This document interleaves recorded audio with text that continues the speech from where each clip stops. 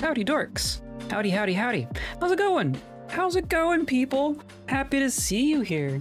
I forgot a button. There we go. Welcome in. We're reading today. Today's a nice, cozy, listen to people talk all day kind of day. So hooray. Yeah, hi. I don't know, it's a day, ain't it? It's been a whole dang week already, hasn't it? Show your top. Oh, my frogs. I love my frogs. This comes from another YouTuber. This comes from Internet Comment Etiquette, which if you're not familiar with them, maybe go check them out. It's a bit wild. Yes, gay frogs. Yeah, it's mostly in jest referencing like old school Alex Jones conspiracy theories back when that was a lighthearted subject. But he was all complaining about chemicals in the waters turning frogs gay. So gay frogs, gay frogs. I was wearing this out like a little while ago during Pride Month, I guess, and there was a security guard at the grocery store saw it, and he laughed at it and he pointed at it and he asked me if it was like a Mamba line for frogs, and I went, yeah. Unofficial sponsor is Gay Frogs. Yes, Gay Frogs are a very recurring sponsor here, and we love them for it.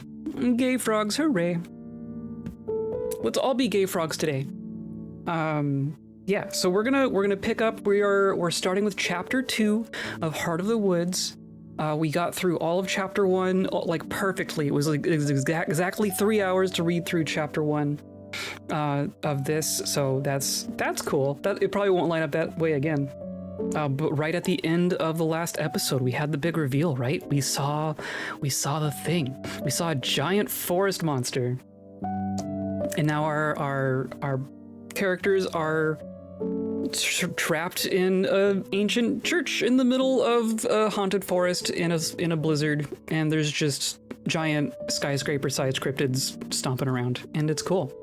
Fingers crossed it does line up again. Yeah, we'll see. If not, no worries. But yeah, that's what we're up to today. Today's episode is brought to you by Ice, endless ice. But also by you clicking on a button down there, the like, the subscribe, the whatever's down there. Just click a button, and then we're cool. Yeah, I like buttons. Oh, speaking of buttons, I forgot the most important button of them all, didn't I? Gotta get our dorks down there. Meow, ice baby. Yes. Ice baby. You are such a baby. She is such a baby. Okay. I'm gonna pause this music because the game has its own stuff. And then we can come over here, yes. And then there we go. Yeah. Hooray. Meow. It's too warm to have a cat on my lap all day. But here we are, chapter 2. We're right at the start of chapter 2. So yes, I believe we're still in the forest, right? We ended with us seeing this giant monster, but we're still in a predicament. So I think we're still, in this forest. It's got hot in here finally. It's hot in my realm. In the in-game, I don't think it's got. I think they're still dealing with some cold. Creature for real. She was laying asleep right there for hours until like just a second ago, I swear. Or maybe they're just headed straight back to their cabin. Okay, that's cool. I don't say a word on the way back to the cabin. How can I? How do you vocalize the knowledge that your core understanding of the world just turned out to be wrong? Feels like the ground beneath my feet dropped out from under me. My steps are unsteady and I feel nausea come up like waves. My head pounds hard. I've always prided myself on my healthy skepticism, but I can't deny what's right in front of me. My thoughts scramble to find some way to explain it, some way that I can piece it together in a way I can understand, but it's hopeless. Tara is still stuck mute. I'd expect her to be bouncing off the walls, to be unable to calm down. After all, this is what she's been after for years. Ever since we started this show, ever since we first had the idea for this show. Yeah, so our character and Tara are YouTubers because, of course, we're doing like the X-Files thing. Our partner is Mulder and we are Scully. Essentially, we're the skeptic to their paranormal enthusiast, and for the first time, the actual paranormal thing has happened. After all of their efforts, something has finally shown itself to them. Now that we've finally actually found something, neither of us know how to react. She keeps playing this short clip she recorded over and over again, watching it until the battery runs dry. A lot of it is unusable due to the snow and her shaking hands. But there are still a few seconds of clear, uninterrupted footage. Her ratings are going to go off the charts. We're going to have to prepare for endless barrages of questions and accusations of doctoring the footage. It's a deep fake. This will mean interviews, national news, maybe even a book deal. Nothing will ever be the same again. But all we can manage is silence. Morgan's the only one who seems somewhat calm, even though she's a bit shaken. She's the one who coaxes us to leave the church and start heading back to town. It's the obvious thing to do, yet somehow the suggestion sounds like a crazy idea that I would have never come up with myself. All my thoughts are mush. If it weren't for Morgan, I'm sure Tara and I would both end up wandering in the woods in total shock. I can barely manage a slow stumble as I follow my way behind. Thick, fresh snow impedes the path. The blizzard subsided, but the harsh winds bite at my exposed skin. It all feels like too much. Maddie, are you okay? Make sure my volume's good. Nope, keep moving. Keep. Move along. Takes me a few seconds to even register her voice, and a few more to realize she's looking back at me with genuine concern. Yeah, I'm fine. My brain screams to ask for help, and my body feels moments away from collapsing. But what kind of help could she give me? I can only focus on reaching our destination. Morgan looks like she wants to respond, but instead resumes her trek forward, this time moving at a somewhat slower pace. After a while, the faintest light in the distance comes into view, the cabin. Our light, our refuge in the darkness. There goes Tara. Tara's pace quickens into a near sprint, like she had been waiting for this moment. She rushes and crosses the distance, disappearing inside. Going back now? I guess so. I mean, you want to hang out back there with whatever the heck that thing was? And the blizzard?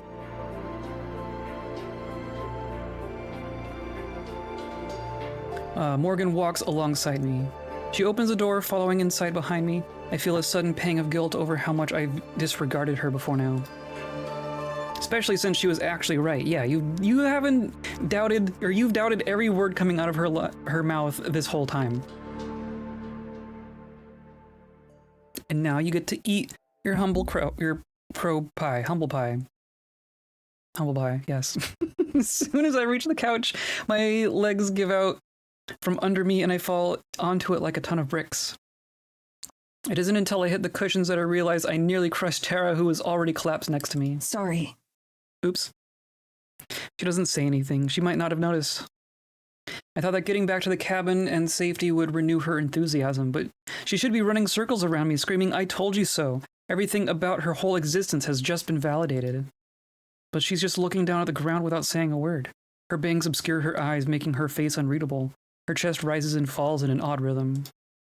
Then I realize that, just like me, she's still trembling.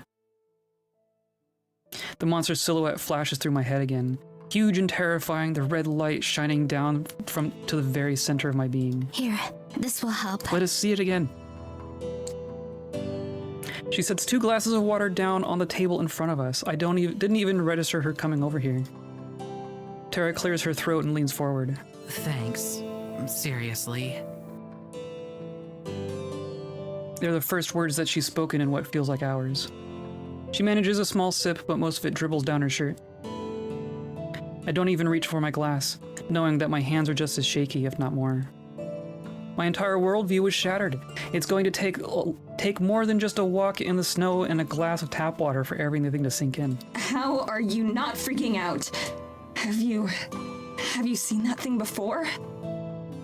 Oh yeah, we're best friends. No, that was my first time as well. Oh, interesting. She knew something was out there. She doesn't answer the other part of my question. Tara continues to slowly drink her glass of water while mine remains untouched. At some point, Morgan goes into the kitchen and prepares a pot of coffee. I can hear her rummage around in the fridge and smell the coffee as it brews, but neither register beyond a cursory awareness. What does get my attention is when she sets 2 steaming mugs down in front of us, hot coffee sloshing over onto her hands. Drink this. It'll help. I do as I'm told, lapping at the brew since it's too hot to sip. Morgan seems immune to temperatures. Morgan is sus. Morgan is still sus. Morgan sits beside her on the couch, draining her own mug much faster than we do as she gazes out the window.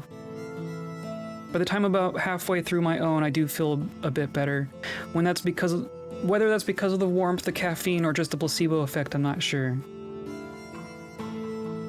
OMG, yes, yeah. There's something up with her. We've been getting weird little clues, but I don't really know what's up with her. Once we're finished, we just lapse back into preoccupied silence. Yet again, it's Morgan who breaks it. I think the 2 of you should take some time to relax. I need to get home soon too, before I arouse too much suspicion. Does that work for you? I look to Tara, who doesn't seem to have even heard what Morgan said. Yeah, sounds fine. The more I think about it, the more appealing it sounds. Right now, I want nothing more than to curl up in my bed, cocoon myself in blankets, and sleep for a while. Now I know what a certain stream friend would say if they were here, yeah. Skinwalker! Okay, I'll see you later then. Never one for long goodbyes, Morgan heads straight for the door. I'll message you soon.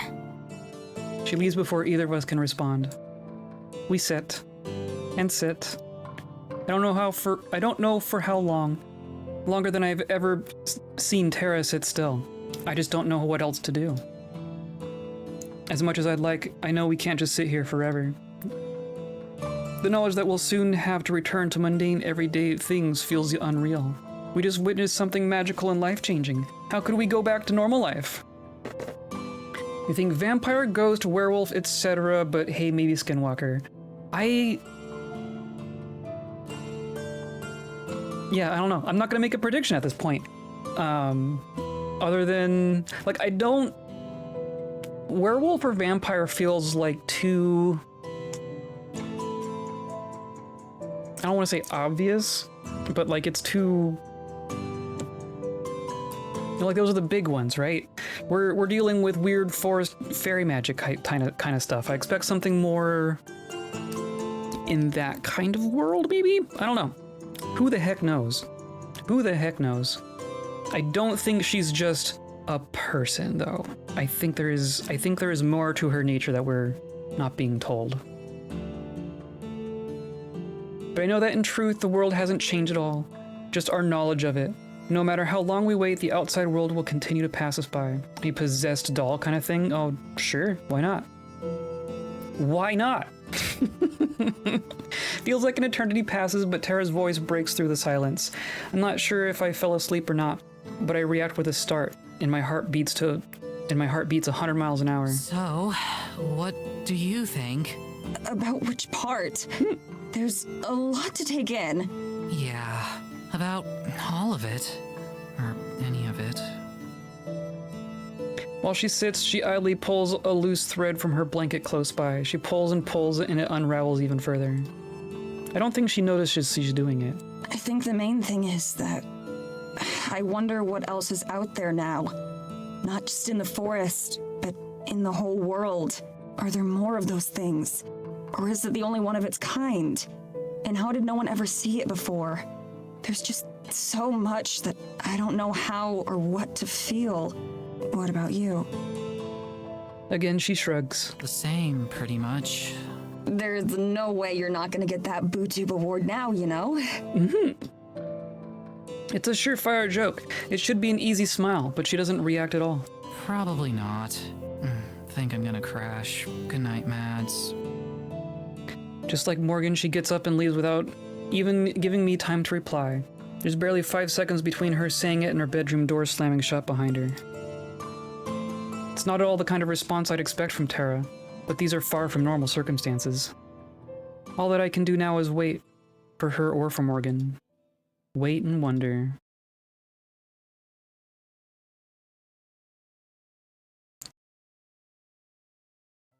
We're gonna get another midnight visit from Morgan. After a late night spent researching, I awaken around 11 in the morning. I guess not. An actual night's rest. A good 2 or 3 hours later than I usually get up. I get dressed in a hurry, not wanting to keep Tara waiting before we head into town. It would be a pretty ironic twist though, since usually I'm the one who has to wait for her to get ready after late nights. I have a sheaf of notes that I took and a hand cramp to match. I'm not sure how useful all of it will be, but it's at least a starting point. Tara's good at seeing the hidden connections and putting pieces together too. Makes for entertaining videos even without results. Out in the living room, a lukewarm pot of coffee and a used mug are the only indication that she's awake. Hey, I'm up now. Slept in a little. I'll be ready to go in a sec. I call out from the kitchen, preparing my own cup of coffee. She doesn't respond. I wonder if she can't hear me with the door closed. I go knock on the door, being careful not to spill any coffee on myself. No response. I knock again, louder. Most likely she has her headphones in. That or she fell back asleep. You ready? I'm good to go. I have a bunch of notes and research too. Maybe we could go over some of it with Morgan. Silence. She's not that heavy a sleeper. I knock again, even harder, but she doesn't answer. She's not there. I jiggle the doorknob a little bit. It turns easily. I open the door slowly, giving her ample time to yell and interrupt me. But she doesn't. Her room is empty. She left without me. I let go of my carefully arranged papers, suddenly not really caring that much about them as they flutter to the floor. My hand shakes hard enough to spill coffee out of my mug, for coffee to spill out of my mug and staining the pages below. So that's how it is. Whatever it is. I swallow the lump in my throat, forcing myself not to overact. Maybe she tried to wake me up and I slept through it. Or maybe she just went out for a walk and we'll be back soon so that we can go into town. There are 100 different scenarios, benign scenarios for what could have happened, but in my heart I know she ditched me, plain and simple. I go to the sink and dump out the coffee, my appetite suddenly gone. Then I pick up the papers that I dropped. A few are ruined beyond legibility from the coffee, but it's not like anyone will miss them. I throw them in the trash along with the sodden paper towels I used to clean up the spill. I gather the rest of the papers into a pile and leave them on the kitchen counter. Throwing them away feels like a waste, but I really don't want to look at them right now. I retreat back to my room and slam the door, even though there's no one around to hear it. I put on a film at random for background noise more than anything. My thoughts start to wander before the opening credits are even finished. What exactly was it that I did that upset Tara so much? Before Morgan took us to the church, things were fine between us, if not a bit tense. But I was working on my attitude and she didn't seem bothered.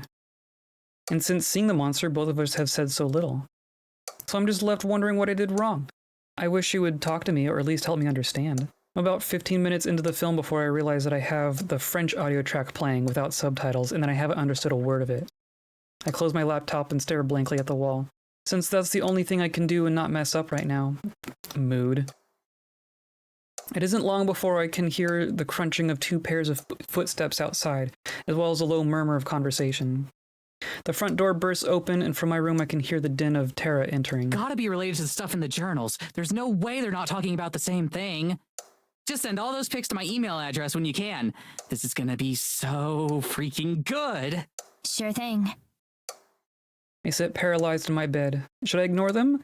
Go out and act like nothing's out of the ordinary? Part of me wants to just hide in my room, but the way Tara and I have always gotten over our arguments is by being open about our issues. Plus, Tara would know that I'm at the cabin, so if she brought Morgan back here, I doubt she's trying to avoid me. Maybe they came back specifically to include me. Hoping for the best, I head out into the living room. Tara's brewing another pot of coffee, while Morgan leans against the counter. A few books that she must have brought from home are stacked beside her. She glances up as I enter. Hey, Maddie. Hey there. Get out your head, friendo, little bit. Tara nods without facing me. What are the books? I nod at the stack. Tara sets 2 cups of coffee in front of her and Morgan and then slides the book toward herself. They're the journals she mentioned on the walk to the church. She was letting me take a look at them. She puts emphasis on the words me, like she's the only one who's allowed to. Maybe that's the case. Tara's making her move, isn't she? This isn't off to a great start. I see you picked up a coffee habit too, huh? Morgan's really rubbed off on you. Yeah. She turns to face Morgan, being sure to exclude me from what she says. Okay, we can chill in my room. Might want to grab one of the spare chairs from out here. Oh, okay. It's a small consolation, but I can tell that even Morgan feels a little uncomfortable with the situation. She gives me a sympathetic look, but doesn't say anything. Just why is Tara acting like this? If she would just tell me, we could work it out. I stick out an arm, halting Morgan as she carries the chair across the cabin. Tara, can I talk to you for a sec? The two of them exchange a look, but I can tell what it's supposed to mean. Then she shrugs. Or I can't tell. I gesture toward my room, and she follows me in. I shut the door. Both being crap? Yeah. They've both been... Please, tell me why you're mad at me. Their relationship has been strange from the beginning, right? Because, we are introduced to these two characters at a time in their relationship where they're already kind of at odds, right? They're on the cusp of changing their relationship, right? Like they're working together on something, but this is supposedly Maddie's last job with her. But they've been at this for so long, and they're friends outside the context of this of their channel stuff, right? They're not really talking about it. There's just a lot of stuff not being said, and there's a lot of resentment building up between the two of them that they're just not ever gonna address. I mean, obviously attempting to here, but this they're not gonna resolve this, are they? I'm not mad at you. See, I scoff. Whatever you want to call it, why are you treating me like this? Like what?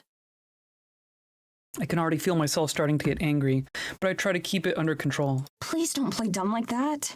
You barely talked to me for 3 days, you ditched me this morning, and now you're going out of your way to exclude me. I don't know how to interpret that as anything other than mad. I have no idea what I said or did to piss you off, so I don't even know what to apologize for. Tara runs a hand through her hair and looks around my room. It's the first time she's been in here since we arrived in Eisenfeld. It's more or less a carbon copy of hers, so I don't know what's so interesting about it. I'm not mad, I'm just not wasting your time with this stuff anymore. I can take it from here. I'm not quite sure I heard her right. Sorry, what? I said I can take it from here. Take what exactly? The vid. I mean, you're quitting anyway, so I've got to learn how to do all this on my own, right? But that's not... I don't even know what to say to that. Why not ask me at least? Or even tell me? That's so screwed up. How do you figure? Every day since we've got here, you've talked about or at least shown how you don't want to be here. You even said it yourself. You had to make an effort to be less bitchy whenever we go out. So now that there's a solid lead, I can figure out the rest of it myself. Or at least with Morgan's help. If you want, I can buy you an early train ticket home or something. Next one should be coming through in a day or two. You don't have to keep pretending to care. Damn. The whole time her tone never changes. It's flat and emotionless. I wonder if that's another result of Morgan's influence. I wait, expecting there to be more, hoping that there's more. There isn't. I stand there dumbfounded. Tara shrugs again and then leaves, closing my bedroom door behind her. See? Healthy communication habits. A better way to approach it? I mean, probably. You think Morgan is evil? I don't think Morgan is evil. I don't think Morgan's evil. I think Morgan has... I think there's more to Morgan than she lets on, but I don't think she's nefarious. I think she's just weird. Okay, sorry about that. Let's get those journals. You think they bagging? I think they're going to. I mean, you gotta get the love triangle in here at some point, right? Can still hear her talking to Morgan through the wall, bright and chipper. My legs feel weak all of a sudden, and I collapse onto my bed. Through everything, my own misgivings and concerns about my future, choosing to quit the show and telling Tara about it, and even witnessing the monster at the church, I've managed to keep my composure. But for the first time, and I don't know how long, I can't stop it any longer. I cry. All this feels so unfair. Of course I didn't want to be here. It's been a waste of time every single other time. I get it. I was the skeptic, the non-believer, only humoring her and all her exploits and playing as her foil. I rained on her parade constantly. And now after everything that's happened, she was right. I can't deny that. But why does that mean I don't deserve to be involved with it now? Maybe she took my leaving personally, even though I swore that wasn't the case. You don't get to decide what other people take personally. I was only doing what was right for me. I needed to move on and do something with my life, so is it really my fault that meant I had to stop playing around with paranormal stuff? After these past couple days, I was even starting to reconsider that. Maybe staying on the show wouldn't be so bad. Once the episode goes live, everything will be changing.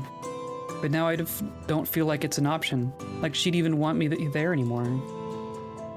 I feel like everything in my life has changed in just a few short days. Like I'm lost at sea without anything to hold on to. My best friend in the whole world is at the epicenter of it all, and I'm thousands of miles from home. Through the walls, I can faintly hear the sound of Morgan and Tara discussing whatever it is. Not nearly loud enough for me to make out words, but enough to be reminded of my exclusion. Reckon she's trying to boot Tara to get all the money on her viral video. I think it's more personal than that. If it were... I mean, they've made references to, like they have, I forget what the number was, but they have like 500,000 subs or whatever. Like, I don't know if it's and clearly they were able to afford 2 people to just go out to a different country for a month. Granted, they're getting like free room at least, but I don't know. I'm not getting the sense that it's a money thing. I think it's much more personal than that. I think it's gonna be Tara sees Morgan as someone who's like more on board with her and Tara's gonna make a move. That's what I think. I wonder if Tara knows how upset I am, or if she expects me to be grateful. Neither would surprise me. I cry until my eyes are dry and sore, but it doesn't feel any better. The walls of my bedroom feel claustrophobic, and the vague sound of Tara talking is insufferable. I hurriedly bundle up and slip out of my bedroom and out the cabin to get some fresh air. The cold is just barely more manageable today, but it's still preferable to the atmosphere inside. It stings my wet cheeks, burning reminders of my unhappiness. I pick a direction at random and start heading into the forest. Oh, that's smart. As long as I don't make any twists or turns and just go in a straight line, I won't be able to get lost.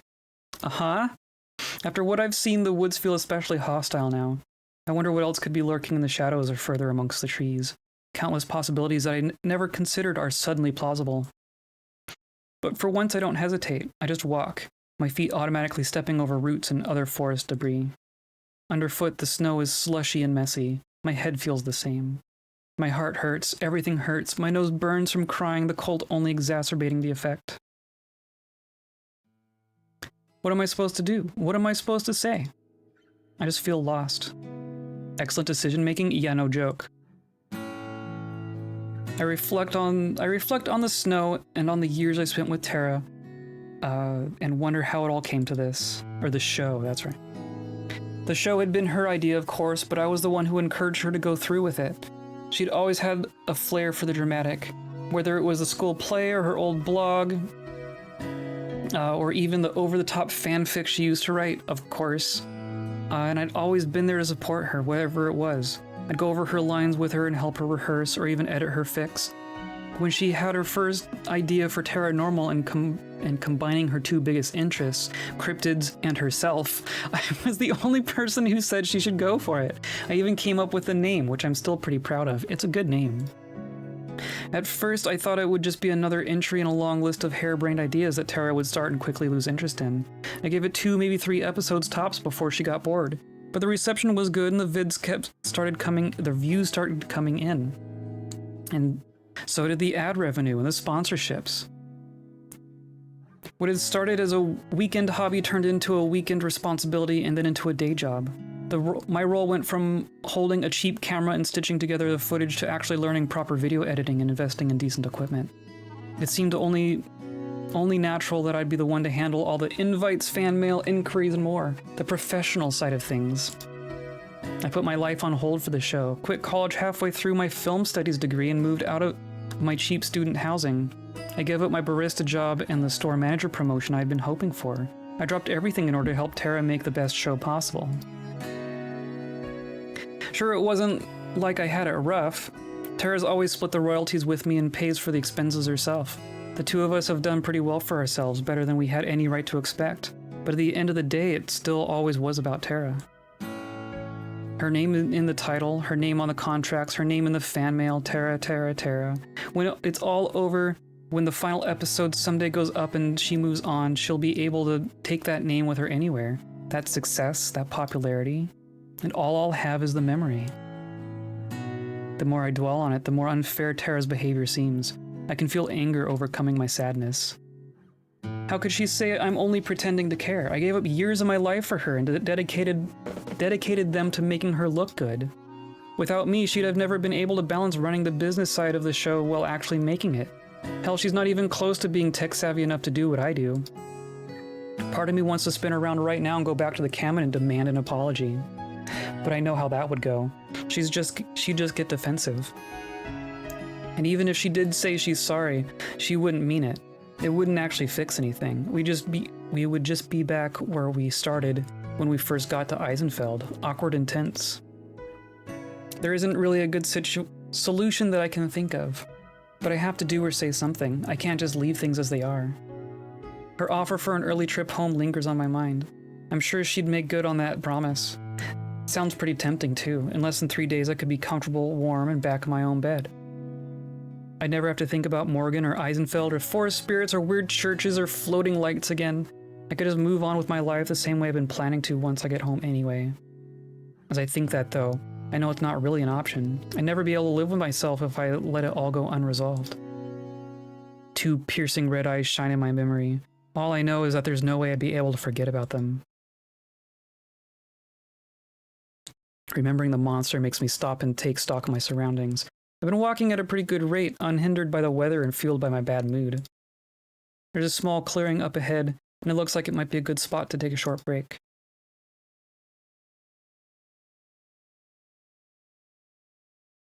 It's not very big, I realize when I reach it.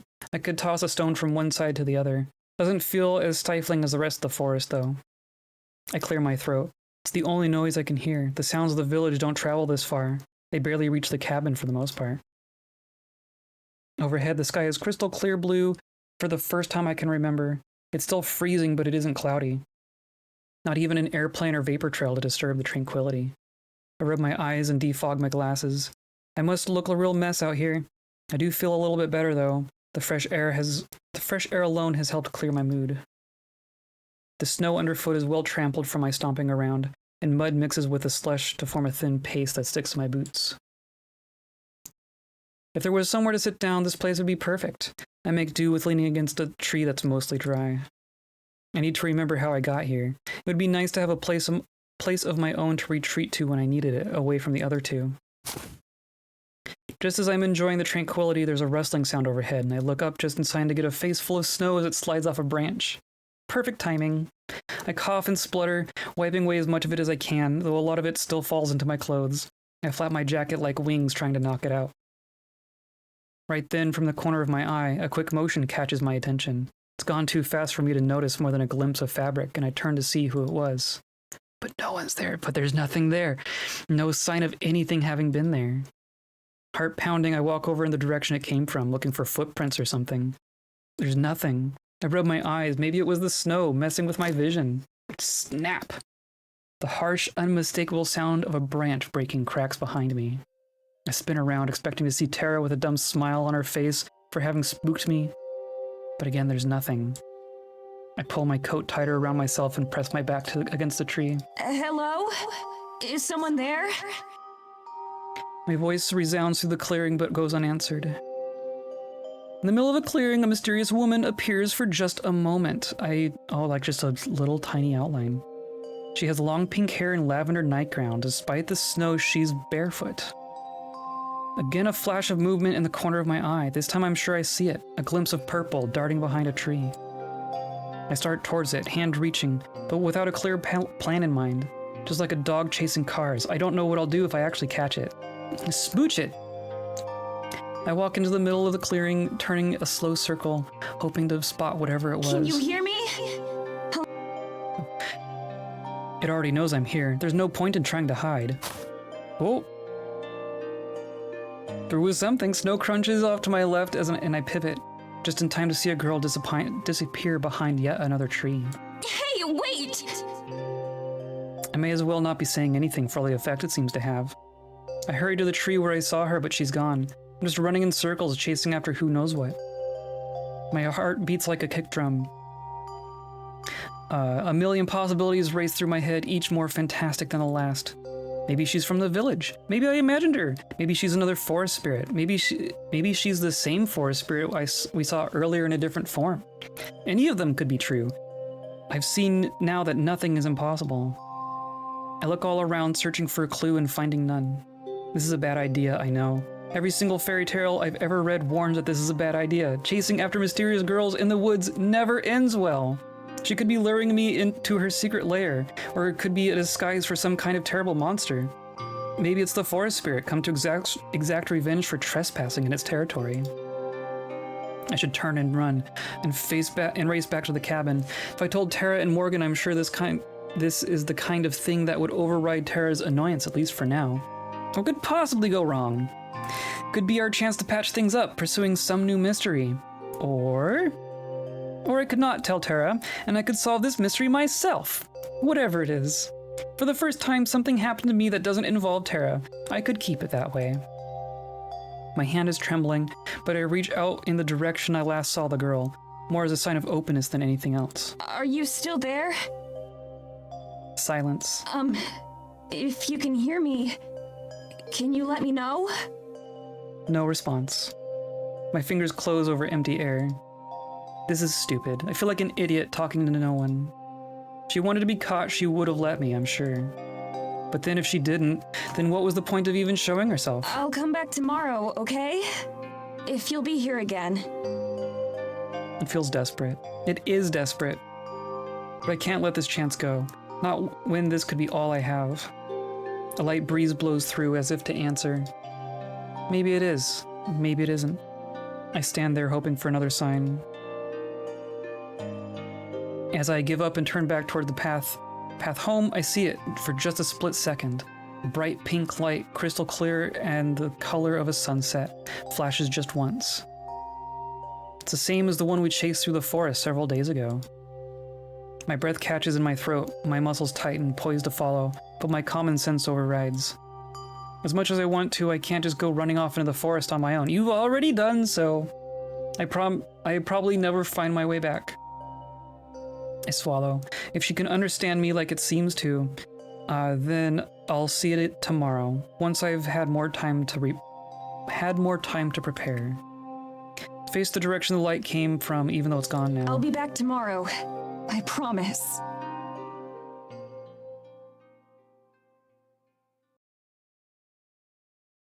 Morgan and Tara never noticed me come home.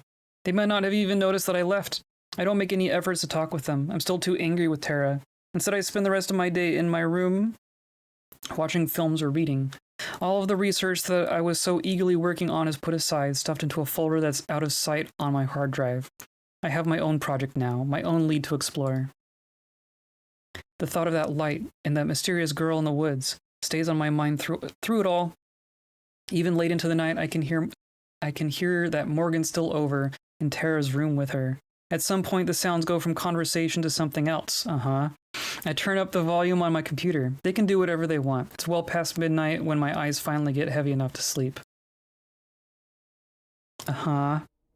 The next day I head straight to the clearing without telling anyone, nearly 24 hours to the minute since I left it. From the thick clouds overhead I can tell it's going to be a short trip. Still I have to go, at least to see. My heart thumps with anticipation, and more than a little nervousness. It's an odd mix. I force myself to keep a calm demeanor and not get too worked up. It's difficult. I'm hopeful, but I don't know what for. I don't have a camera or even my cell phone. There's no way I could prove anything that happens. And it's not like there's anyone who could vouch for me, say that I saw what I saw. For now, it's important that I keep it that way. This encounter, whatever it may be, will be mine and mine alone. Arriving at the clearing, I brace myself for what I might find. Nothing's changed. I met with silence. There's the faint sound of trees rustling in the wind and nothing more. Hello? Are you out there?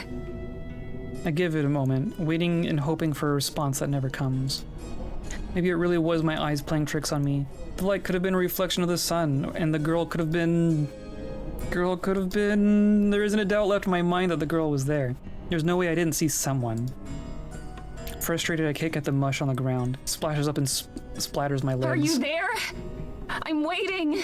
Please. I feel like a fool. I'm pleading with someone that may or may not exist to manifest. If someone had told me a week ago that I'd be here doing this today, I'd laugh at them.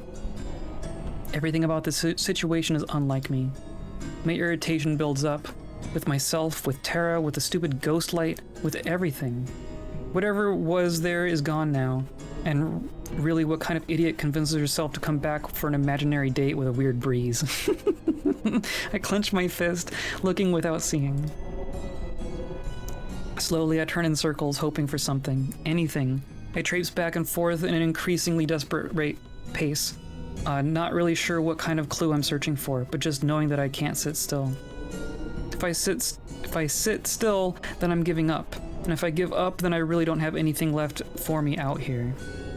For the second day in a row, I feel the sting of tears in my eyes, and I pinch my eyes shut to stop them. Not here. Not today. I hold my hand there and suck in a deep breath. The cold air stings my breath, my throat. My God. I steady my breathing, fighting back the urge to cry. After a moment, once the urge has passed, I lower my hand and open my eyes. Oh, she's there. And she's there. Oh, she's cute.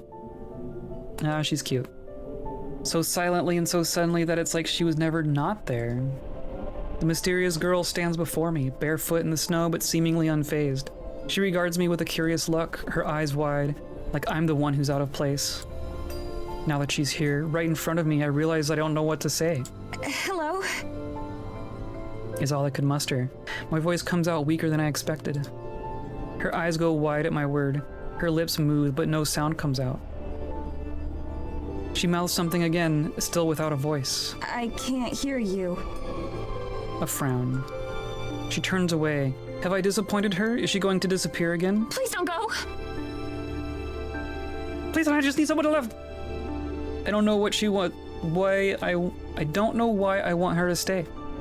Something is clearly different, unnatural. This isn't a normal girl. None of you are normal girls, but that's exciting in and of itself. The girl turns back around to face me again. She looks just as confused as I feel. There's a nervous sort of energy to her.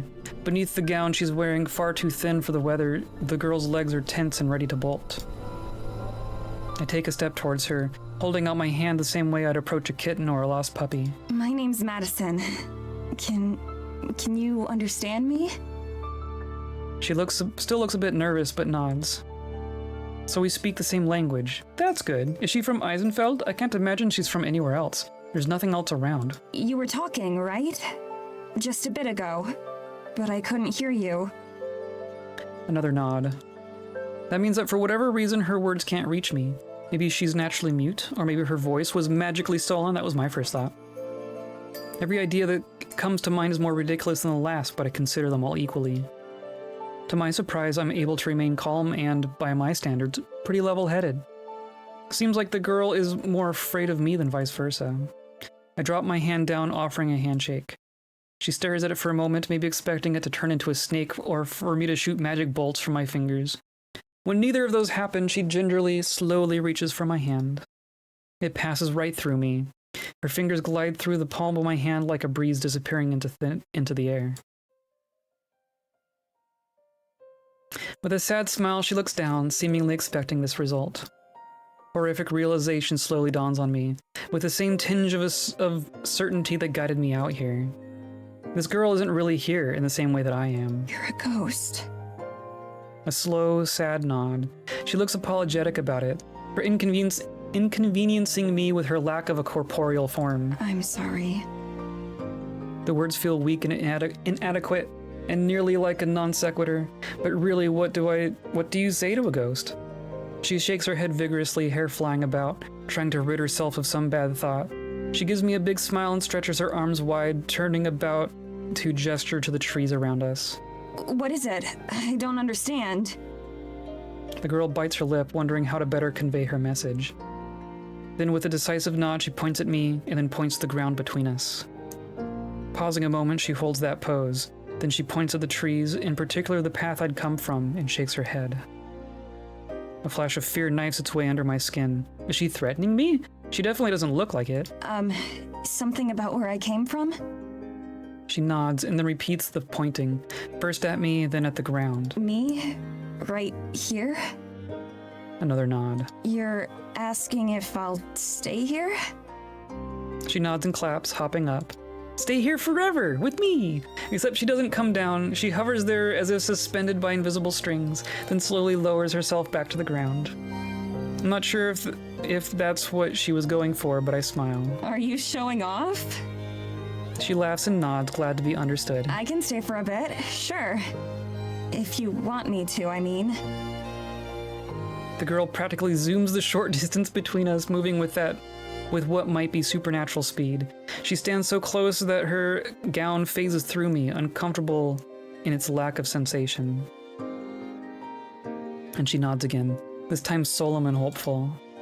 I can't fight the feeling that she could easily be setting some kind of trap or leading me astray, but I don't get that impression from her, so I agree. Okay, I'd be happy to, but I can't stay for too long, or Tara will start to wonder where I am. No, now you're gonna get a jealous ghost. Tara again. For the first time since we arrived, I was able to fully push her from my thoughts. I was so overwhelmed by meeting this girl that Tara didn't even register on my consciousness. But now there she is again. She's more haunting than the ghost. The ghost in question mouths Tara's name, one of the few words I can actually lip read. The person I came here with. She's, back in the village. The girl's eyes go wide and she points in the direction of the forest, then makes a dragging motion back to where we are. This one's easy to understand. No, she's not coming here. She has no idea. For the first time, I'm glad the girl can't speak, because it means she can't ask me to elaborate. I don't want to think about Tara right now. Anyway, were you here yesterday too? Watching me? A nod, wholly unapologetic. I thought so. I also thought I might be crazy, though. At this point, I wouldn't be surprised by either one. She looks surprised. I wonder if she knows about the other supernatural occurrences in the forest. Maybe they're connected somehow. The other day, my friend and I were out in the forest. Nod. And suddenly, there was this huge snowstorm, out of nowhere. And we saw this giant thing. I stretch my hands to indicate how enormous it was, but the enormity of it, the enormity and terror of it, weird typos. Both the enormity and terror of it are impossible to convey. I don't even know how to describe it. It was a monster of some kind. Like a huge tree had come alive and was walking in the snow. Do you know what I'm talking about? Not only does the girl nod, but she laughs, finding something funny about my story. It's her. I'm not sure if I should be worried or not. So you've seen it.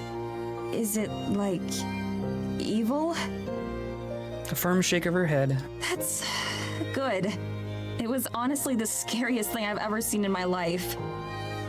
After that, we taper off into silence. Well, I do. I don't have a reason to believe her, but so far she doesn't seem threatening at all. I have a hard enough time holding my end of the conversation under normal circumstances. This just makes it even harder. The two of us just stand there looking at each other. Now that she's not moving around so much, I'm able to get a better look at her.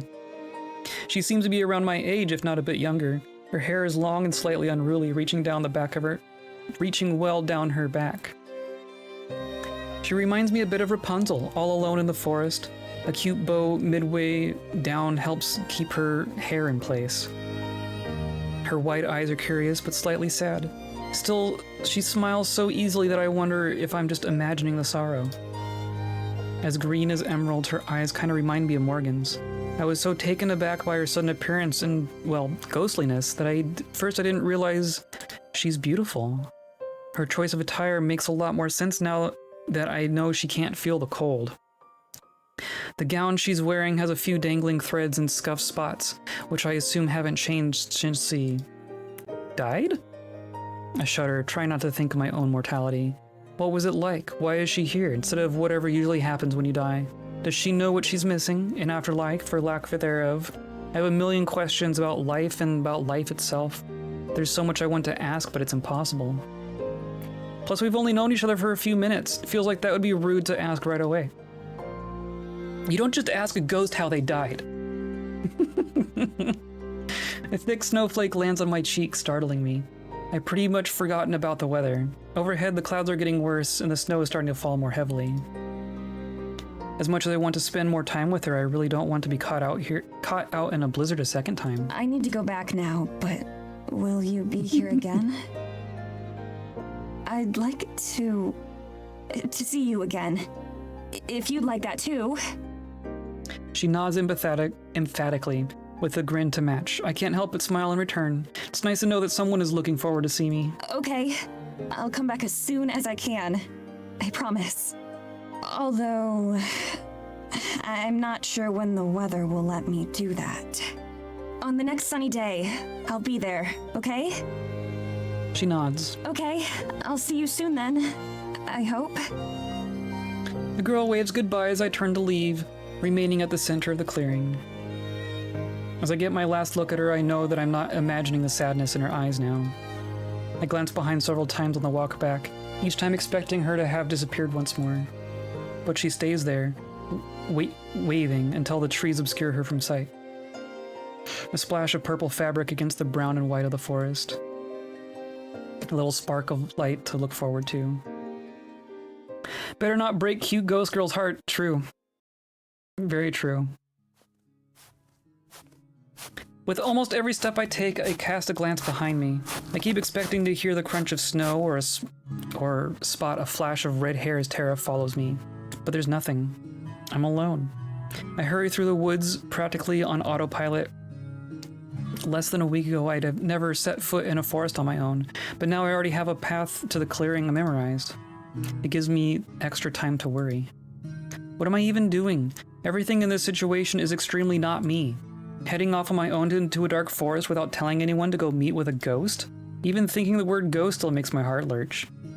I've seen her with my own eyes, and yet I still have trouble believing it.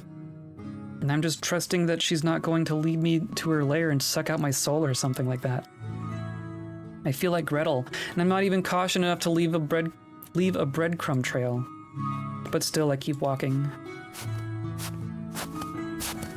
There's something exciting in being on my own. I'm doing something without Tara. I can't remember the last time I had a secret from her, at least not a big one.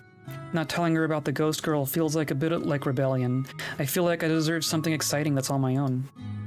She and Morgan can go do whatever. I doubt Tara will even notice I'm not around. And even if she does, it's something that she needs to get used to. I've tried to show her how to cut a video or frame a shot lots of times. It's her own fault if she still doesn't get it. Just like it's her own fault that she's missing out now. I don't know that she's missing out. As I approach the clearing, I slow down a little. My usual trepidation overtakes me once again as I contemplate just how reckless this is. There's absolutely no guarantee that this girl isn't dangerous, that I'll walk out of these woods alive. Normally I'd chastise Tara for following her gut instinct, which dictates probably 70% of her decisions. Yet that's all I have to go off of right now. The feeling that I'm safe with the ghost girl, that she won't harm me. I cross the threshold of trees into the clearing, just like other times it's serenely quiet. Even my past footsteps are gone, erased by wind or snowfall. I'm here. Somehow I feel like she already knows. The forest swallows my words, returning to frozen, pristine silence. Soundlessly, she steps out from behind a tree. A small smile sits on her face, though her eyes are slightly downcast. She waves, meeting my eyes for just a moment before glancing away. Hi there. My words hang in still air. Were you waiting for me? We lock eyes again, and she nods, quickly, earnestly. I hope it wasn't for too long. She shakes her head, and then she laughs. I'm not sure what the joke is, though. What?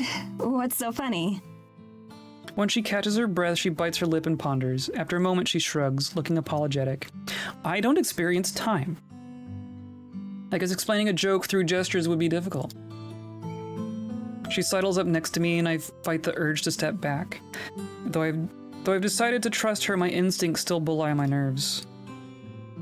But what she seems to be most interested in is the bag slung over my shoulder. She simulates opening the bag so that she can see into it. Nosy, huh? Immediately, she steps backwards. She backsteps, waving her hand in frantic, apologetic motion. Sorry, I was just kidding. She regards me like a timid deer as I hold open the bag for her to see. Inside are a couple books that I picked up from the village this morning. I hold up the first one, small and square and baby blue. I got a really strange look from the person who runs the bookstore because of this one. It's a book of baby names. Her eyes go wide, and she grasps at her belly and then points at me. It takes me a second to understand what she means, and for some reason I feel my face flush. No. I am not pregnant. But I thought maybe you could use it to show me your name? If it's a name that would be... Before I can finish my sentence, she zoomed back over to me, all sense of personal space once again discarded. She clasps her hands, a fiery look in her eyes, and hops up and down. Frankly, it's adorable. Guess you're a fan. Okay, cool. She eyes the book hungrily. She must be really excited to share her name with me. It's a little exciting for me, too. It's nice to see someone so happy about being with me. I fight to keep an overzealous grin off my face. Okay, let's see. I look around. Aside from trees and snow, there isn't much. I wonder if there's something about this place in particular that the girl likes. Is there somewhere nearby where we could sit down? It feels a little weird to just keep standing. Finger on her chin, she ponders, then she turns and points towards the woods, even further in. I can tell from the look in her eyes that she's uncertain. I swallow a lump in my throat. I've come this far after all. Sure, that's fine. Lead the way. She does so, but never gets too far from my side. Every few steps she glances over at me, as if making sure I'm still here. That feels a little backwards to me, but in a nice way. I don't really feel compelled to break the silence either. Of course, part of that is because any conversation would be one-sided. But also, she looks content, like she's just happy to be there, and I am too. The silence doesn't feel vast and overwhelming like it has with Tara. It feels warm.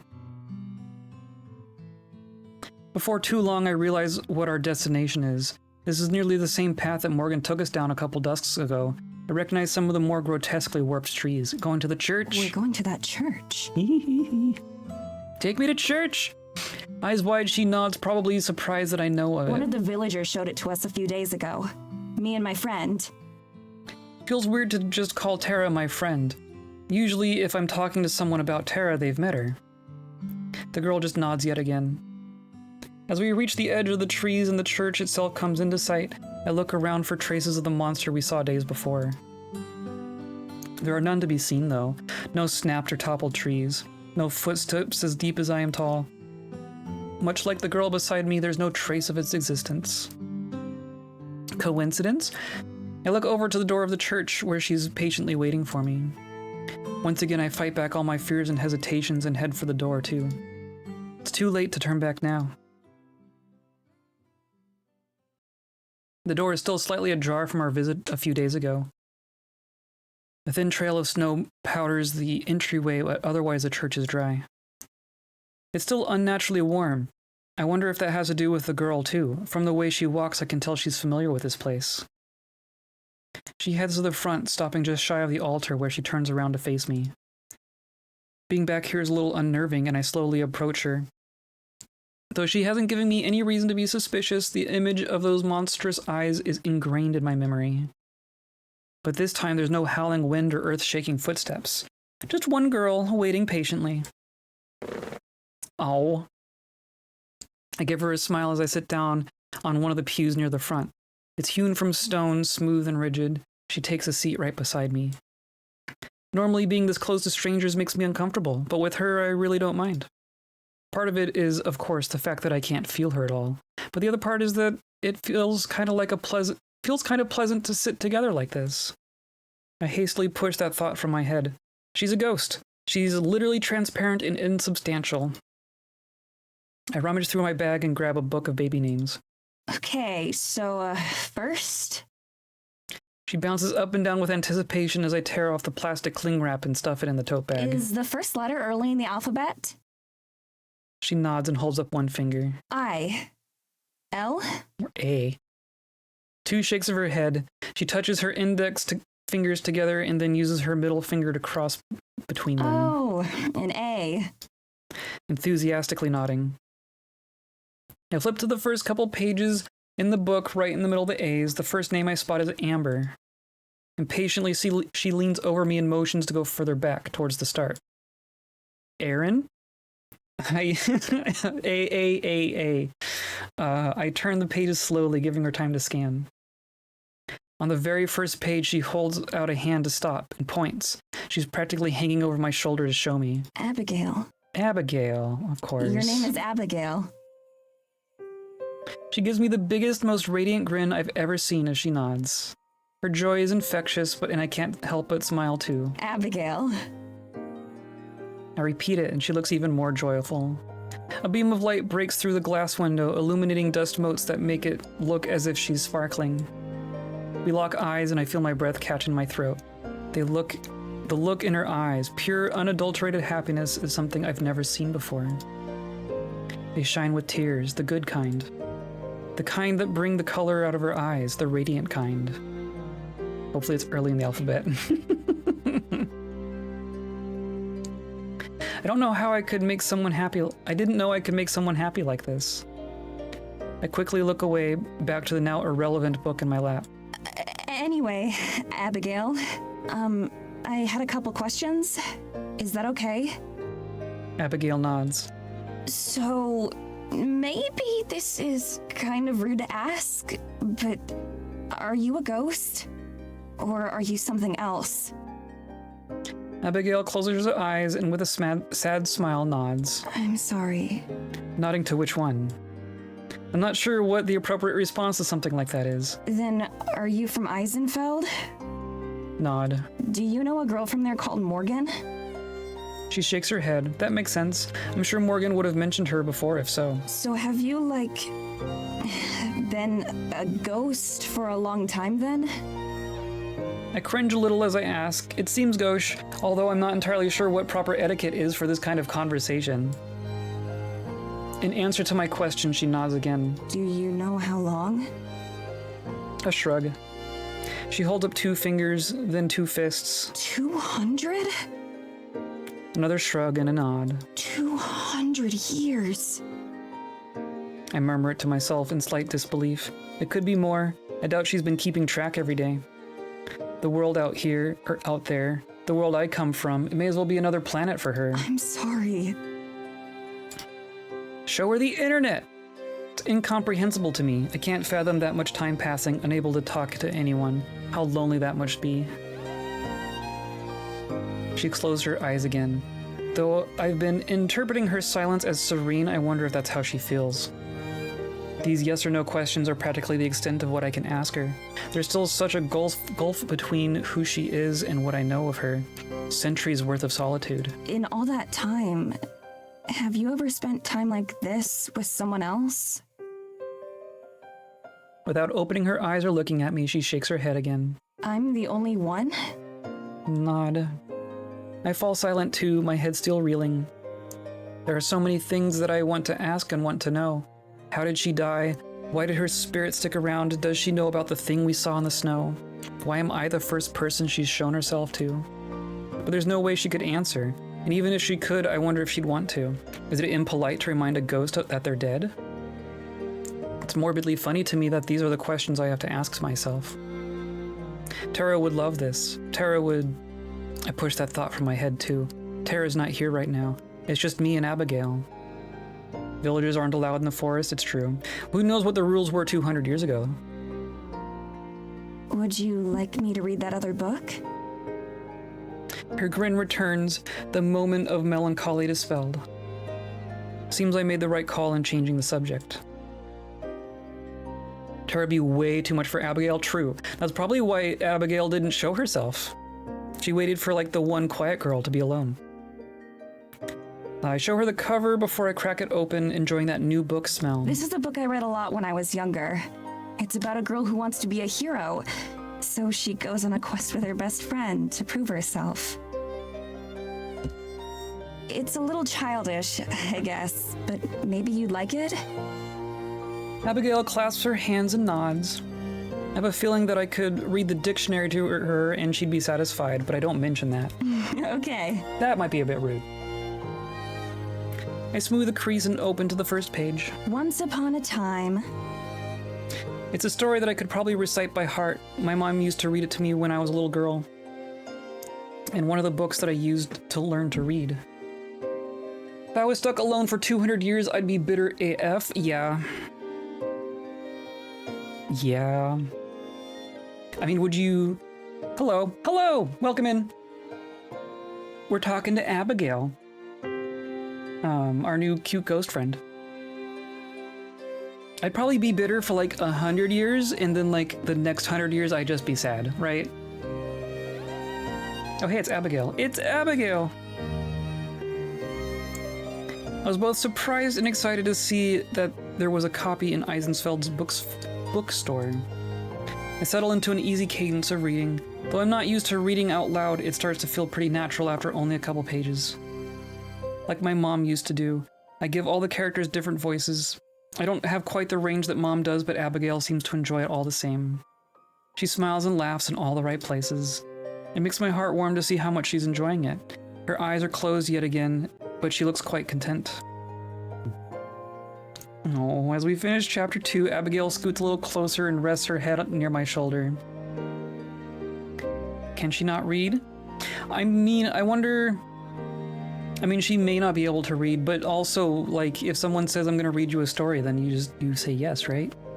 You're not gonna be like, oh, I can take care of it myself. She couldn't turn the pages, right, exactly. She couldn't open the book. She could just read what's on the page. Also, she can't, like, actually lean on her shoulder, right? I pause mid-sentence, surprised, but resume just a second later. Though I can't feel her there, the sentiment is clear. I keep reading. Sometimes when I glance down, I can see that her eyes are open, reading along. Her lips mouth the same words I am, so she can't read. One time she catches me looking and blushes, but I just smile and continue going. Abix, Maddie, yeah. I mean, they're hitting it off pretty quick, it seems. After we finish chapter 4, I finally pause. My mouth is dry and my jaw is starting to hurt a little bit. I must have been reading aloud for close to an hour. The horror. Even though I stop, Abigail doesn't sit up or open her eyes. Her hand rests on my arm and I set the book aside. Do ghosts need to sleep? You know how that feels, right? And oh no, an hour of reading, oh wow. There's another question I can ask, but maybe at a different time. Right now I'm happy to let her pretend. Quietly I hum a song. It's something from the radio, a title that I can't remember, but that's always stuck in my head. I'm extremely off-key, sure, but I don't care. It just feels right. When I stop, she finally opens her eyes and sits back up. As we gaze at each other, she mouths two words that I don't have to be good at reading lips to decipher. Thank you. No Aww. problem. I hope you like the story. First she claps, and then she places one hand over her heart.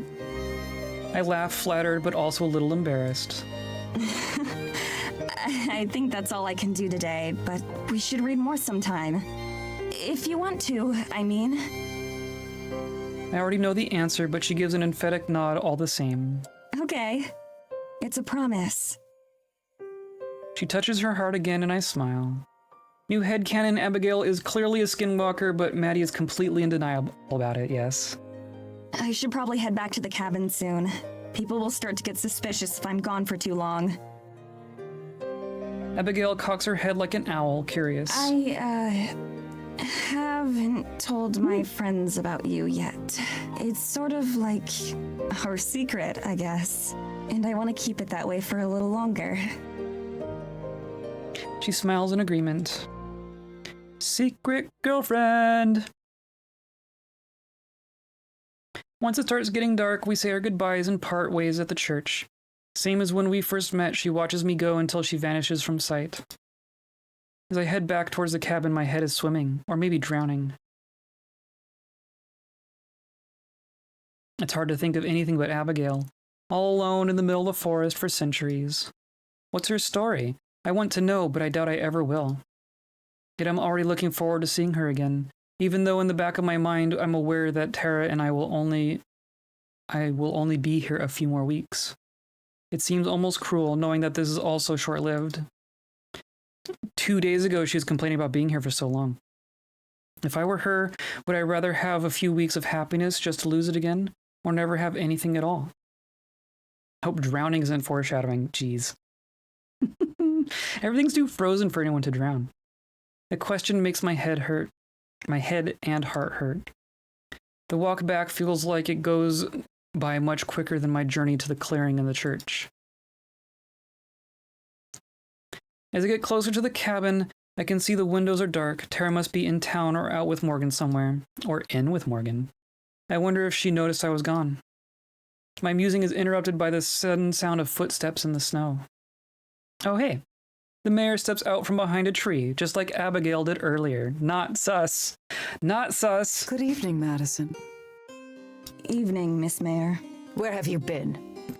The forest that I'm not supposed to be in. I freeze. Her tone is sharp with no pretense of being conversational. Her glare is even sharper. Does she know about Abigail? Or about the forest spirit? Surely she would have mentioned it if so. My mind reels while I stall for time. I was out for a walk in the forest. I'm bad at lying, so I try to just tell her half-truths. I can see that. Where did you go? The church? Around. I was just walking around. Needed the fresh air. Alone? Where is your friend? Or my daughter? I've killed them! With each question she asks, she takes a nearly imperceptible step closer. I shrug, trying to look indifferent. I don't think it's working. I'm not sure. Tara and I had an argument earlier. I wanted to be alone. An argument? Regarding what? Oh, you know. She's far too close for comfort now. Close enough that she could reach out and grab me by the throat if she wanted to. Still, I'm so taken aback by the nerve of her asking about my personal issues that my voice comes out stronger than I could have hoped for. I'm sorry, but I'm not comfortable talking about it. The mayor regards me for a long moment. Her nostrils flare. I meet her gaze and don't look away, even though I desperately want to. I half expect her tongue to shoot out and taste the air like a snake. Evelyn, I noticed you coming from the Forbidden Forest. Did you see any skinwalkers? It feels as if she can see right through me. I'm almost certain that she knows I'm hiding something from her. More than just my argument with Tara. I see. She flips her hair and walks past me, heading into the forest. Be careful, Madison. The woods are dangerous on your own. Do as I say, not as I do. I stand there, heart in my throat, until the sound of snow under her feet fades into silence. Shuddering, I hurry the rest of the way into the cabin.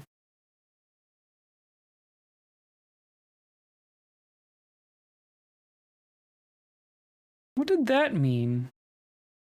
What did that mean? That was the first time we saw that. Fuck Off Evelyn was her high school name. A bright burst of light jerks me awake. I groan, getting ready to toss a pillow at Maddie and demand she return the light back off, so we're changing perspectives. It's so bright it hurts when I try to open my eyes. But when I do, I realize the light is coming from the window, and it's not a window I recognize. Uh-oh. Tara and Morgan wake up naked in bed together, covered with blankets. Morgan is still sleeping while Tara is sitting up. Uh-huh. Surprise. Morgan is starting to stir next to me, an adorable little smile on her face. It's so cute that for a minute it distracts me from the fact that she's completely naked. It takes another second for me to realize I am too. Did you not get yourself into this situation? I yank the covers up to my chest to, well, cover myself. Memories of last night start to come back in bits and pieces.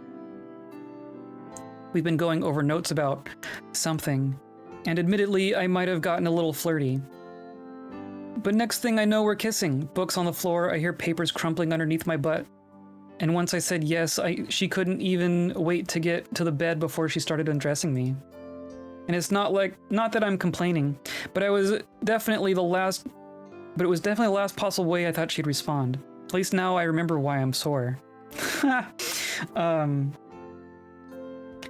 The fact that they were initially worried that she was going to be too fangirly, and then they were disappointed when she was like cool and wasn't too fangirly. Here's the fangirliness.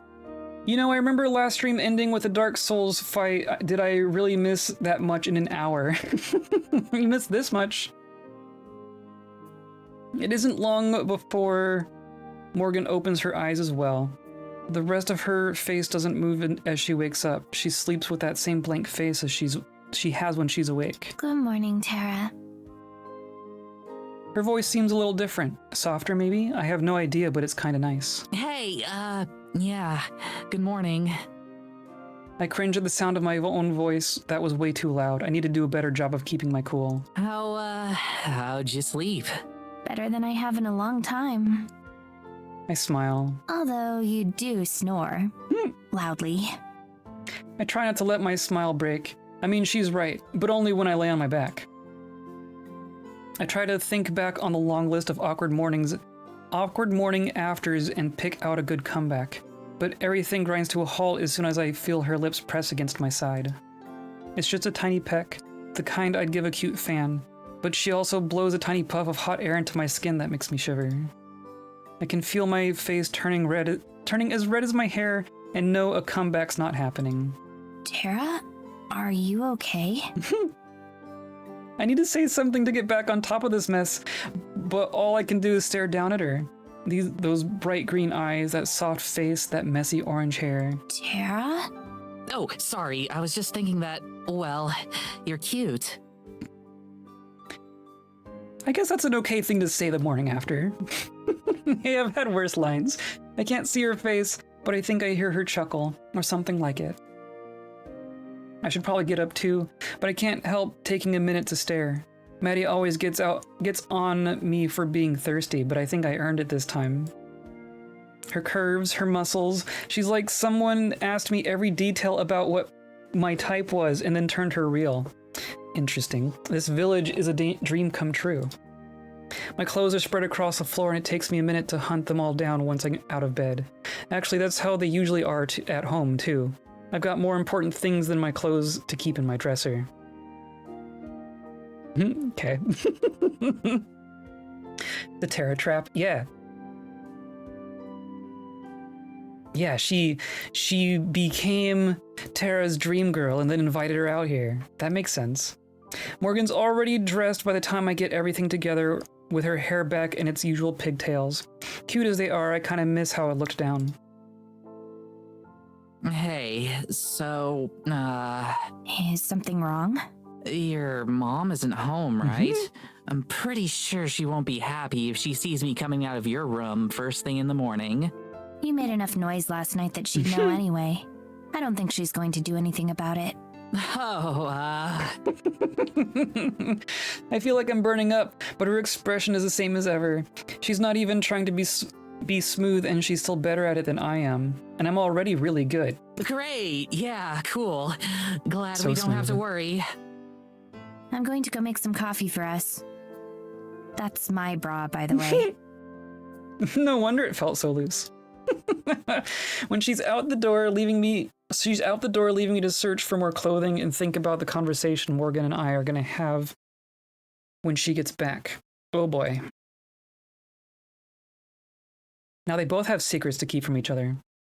Still thinking about what I want to say when she returns with the coffees, already chugging hers down. I usually make it strong, but I put plenty of cream and sugar in yours, so you should be fine. I dumbed this down so you can handle normally it. take it black, actually. I saw your daily routine video. I know how you take your coffee. I don't even know why I'm bothering with the usual cool routine at this point. I should just accept that I'm beat. Oh no, what if Abigail is a Maddie trap? Could be. Could be traps for everyone. I take a tiny sip of the coffee and nearly fall back down on the bed. Even with cream and sugar, this is the strongest thing I've ever tasted. She drinks this black? Is it too much? I can put some liquor in it if you want. Isn't it like 8 in the morning? Yes. Why do you ask? I sigh and take another bitter sip. The last thing I need right now is alcohol. Hey, so I think we need to talk. Sure. What about? I'm not sure if she doesn't know or doesn't care about what I'm going to say, but from the way she's acted so far, I'm pretty sure it's the second one. Look, you're a really great person. I really like hanging out with you, and I had a great time last night. I know. She needs to stop making me blush. I probably look the same way Mads does every time I try to introduce her to a cute girl. I just want to make sure we're clear on what that was all about. I don't want you to get the wrong idea. I mean, I'm not really the dating type, and I'm gonna be leaving in a month. I'm happy to do stuff like this as long as it's... Tara. She doesn't sound frustrated or upset. If anything, her voice is softer. We talked about this exact thing last night. You're cute, you're fun, and I really enjoyed having sex with you.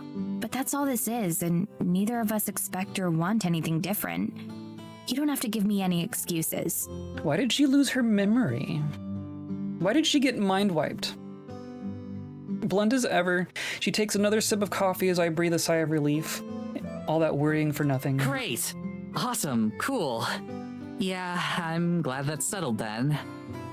I should feel relieved, relaxed, all that good stuff. With the rough part out of the way, I can go right back to being as intrepid and charming as always. So why do I feel like I'm the one who got let down here? This kind of thing shouldn't bother me, even if it did go the way I'm used to. This is why I hate taking time to think about things. So, did you make that sweater yourself? Morgan's eyes widen at my question. Looks like I found a good way to move on. I did, actually. My ex showed me how to knit a few years ago, and I've been doing it ever since. It's a nice way to pass the time. If you want, I could make you something to take home when you're done here. That'd be super cool. Everyone I know wears coats like Maddie's, or one of those big puffy marshmallow coats. I'm sure some hand-knit stuff would break the mold. The fact that you insist on going investigating in nothing but a light jacket made me assume you didn't like coats in general. Maybe I was just waiting to get in on the hip pool fashion trend. I catch her smiling in between sips. She might act different, but I get the feeling that we're on the same wavelength for some things. I mean, obviously, since we ended up together, but still. Well, not together, of course, but... I thought it was because of your shirt. You wear that same moon shirt in every vlog you do. I didn't expect it to be the same way in real life. I only have the one outfit. It was actually Maddie's idea, believe it or not. Something about having a visual brand for the sake of the show. I figured my winning smile would be enough, but I mean, as long as people like it. I didn't realize she was that invested in the show. I figured she didn't care that much. Ouch. Hearing her mention how distant Maddie seems is a pretty painful reminder of how much things have fallen apart between us. She used to be. Back when we started, she was a lot more invested in this whole thing. We've been inseparable since high school, and I figured she was really excited to keep that bond going strong. She has a Hades-style closet full of that moon shirt. Yeah, exactly. Branding. It's hard to draw different shirts every day. Yep, it's a terrible strain on the animator's wrists. That's pretty incredible. I don't think I've had any friendships that lasted more than a year. I keep killing them. I realized that she hasn't mentioned a single friend since we got here. Yeah, she mentioned an ex, and that was, like, surprising. I guess claiming your cat talks to you probably doesn't score you a lot of points with anyone other than me. Oh yeah, it's been like around 10 years or something. Don't tell her I told you this, but we actually met because we were both total goths. I believe that. I jump when Morgan suddenly bursts into laughter. I've only known her for about a week, but it feels weirdly unlike her. Probably because it's the most emotion she's shown since we met, and that includes last night. I can't imagine Maddie walking around with raccoon eyes and dyed hair. You have no idea. She was goth enough to put me to shame. Always talking about the darkness in her soul. Chilling with all other cool goth kids, calling herself Raven. It was great. You were part of a group? You Do you had keep friends. in touch with any of them? I'd hope at least one of them kept the look. My smile fades as I look away from her. She couldn't have known that asking that would bring back bad memories, so I don't blame her, but the memories are still there. Not really. Most of them stopped talking to me when I told them I was trans, and the rest bailed as soon as I started to actually transition. Maddie was the only one who really stuck up for me. I'll never forget that. Morgan puts down her now empty mug. I'm not even halfway through mine. I'm so sorry, Tara. I didn't mean to. Nah, forget it. It's seriously okay. The whole thing is ancient history now. That isn't a lie. I feel a hell of a lot better about the whole thing now that I know I'm doing way better than any of them. I can tell Morgan doesn't buy it though. Better switch up the subject. Anyway, after that, the two of us were inseparable all through high school. We even picked the same college so it'd be easier to stay in touch. The only time our friendship was ever on the rocks was, well, maybe we shouldn't talk about that. I try not to grin when I see Morgan's eyes widen. Got him. You wouldn't say that if you weren't going to tell me. Well, I don't know. She leaves her mug on the table and moves closer to me. I definitely saw a smile for a second there. The Tara I know would never pass up a chance to tell a story. Well, if you insist. Maddie and I actually dated once, for a few weeks, back when we first started college. Everyone we knew was pairing off, so we figured we should try it too. It's our secret shame. That's why I'm telling you. I'm not surprised. You two would make a terrible couple. Jeez, blunt much? Yes. You're not You wrong, knew this. though. It nearly killed our friendship. Thankfully, we called it off and went back to being friends. We haven't had any trouble since. Uh-huh. Until now. Uh-huh. Yeah, until now. Love the Terranormal poster in the background. Yes.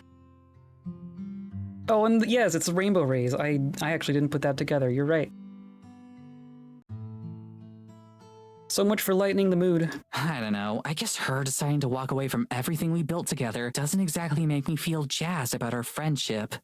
Her having different priorities doesn't have anything to do with friendship. First person to say that. What, like going back to school? She hated school. So either that's some bullshit excuse, or she just hates working on Terranormal even more. She was talking about coming back. Having real proof seems to have changed her mind. And then what? She goes along with it for another few months and gets sick of it? I can't deal with that again. I can tell I'm getting louder, but I don't care. I haven't had a chance to let any of this out since it happened. Morgan, of course, doesn't even flinch. The thing is, Now she's acting like she wants to be in on the action again? Am I really supposed to believe that she wants to commit to this? but she... I'm not an idiot. It's not like I'm ignoring the fact that she keeps running off to the woods to be by herself. I'm supposed to just be cool with that? Yeah. Tara! I'm so sick of all this bullshit. Maybe I'd just be better off without her. Tara! I jump as her voice drowns mine out completely. This burst of emotion isn't funny. It's honestly kind of terrifying. Stop. Just stop. You have no idea what you're talking about. You don't want Maddie to leave the show, but you're refusing to listen to her when she talks about coming back. You don't want to lose your friendship, but you're freezing her out when she tries to make connections again. I love your show. You know I do. But there are more important things in your life than talking about Bigfoot in front of a camera. Holy shit. What the hell was that? She just shot through my bullshit like some kind of forest-dwelling therapist. How am I supposed to respond to that? All I can do is sit back down on the bed and let it wash over me. She sits down next to me and takes my hand in hers. She gives it a little squeeze, and I squeeze it back. I can already feel myself starting to calm down. And Morgan, literally running your life after one night together, yeah. I mean, it is a lot easier for her to see into their dynamic from the outside, right? She's just calling it like it is. When Morgan speaks again, her voice is back to its normal flatness. Talk to her. Tell her how you feel and what you need. You can't spend your whole time with me and expect her to feel appreciated. Also tell her we're boning. I don't want to leave you out, though. You're the whole reason we're here. Plus, I really like spending time with you. I do too. But we'll have plenty of time together. You're here for an entire month. Yeah, of course. The word month makes me feel a little weird little pang in my chest. For some reason, I don't want to think about how temporary this is. I let go of her hand to take another sip of coffee. It's barely lukewarm now, and I considered just spitting it back in the cup. That definitely wouldn't be a good look, though. Maddie got no beef with Morgan, yeah. Do you want me to take you back to the cabin? At least now. Maddie was kind of, slightly hostile towards Morgan because she thought Morgan was full of shit, but now she's not, so now they're maybe cool? I think I'm gonna do a little more investigating here first. Give myself some time to think about what I want to say to Mads. That's a good idea. Hey, first time for everything. She lets out another little laugh. It's not nearly as big as her earlier one, but it's really nice to hear it after all that heavy stuff. I'll go set up shop then. Come see me when you want to ride back. You got it. I stand and stretch, scanning the room one more time to see if I'm forgetting anything. Wait, are those my panties? Yeah, you're wearing mine. I tried to will myself not to blush, determined not to let her get one more fluster in. Shit, sorry. I can change real quick. It's fine. You can wear them. Just give them back when you're done. My cheeks are burning again. So much for that. Oh, cool. Thanks. I guess I'll see you later then. Sure. You know where to find me. Without thinking, I lean forward and press my lips against hers. They're soft, somehow not nearly dried out by the cold air as mine are. Wait, why am I doing this? I jerk my head away, expecting to be met with an angry glare, but all I see is the corners of her mouth twitch up for a split second before she's back to neutral. Could be worse, right? Either way, it's definitely time for me to get the hell out of here. I head for the door, but something stops me before I actually leave. Thank you. Anytime. I don't know what I'm thanking her for. I'm not sure if she knows either. Maddie is quite rational, so her issue with Morgan has mostly evaporated and her beef is all shifting onto Tara anyway. Yeah. I mean, yeah. And honestly, the tension between Maddie and Morgan was more centered on Tara in the first place, right? Like, I don't know that Maddie would have had a problem with Morgan in any other context other than being dragged out here by Tara. Is my kind of impression. I'm out the door and back out into the village, doing my best to leave my confusion behind me. I've got more important things to think about right now. I've got to think about what I'm going to say to Mads. Tell her I'm sorry for being an idiot and that I don't want to screw this up more than it already has. But as I think about that, I realize that I've got one more problem when it comes to her. If she finds out I slept with our host, she's going to kill me.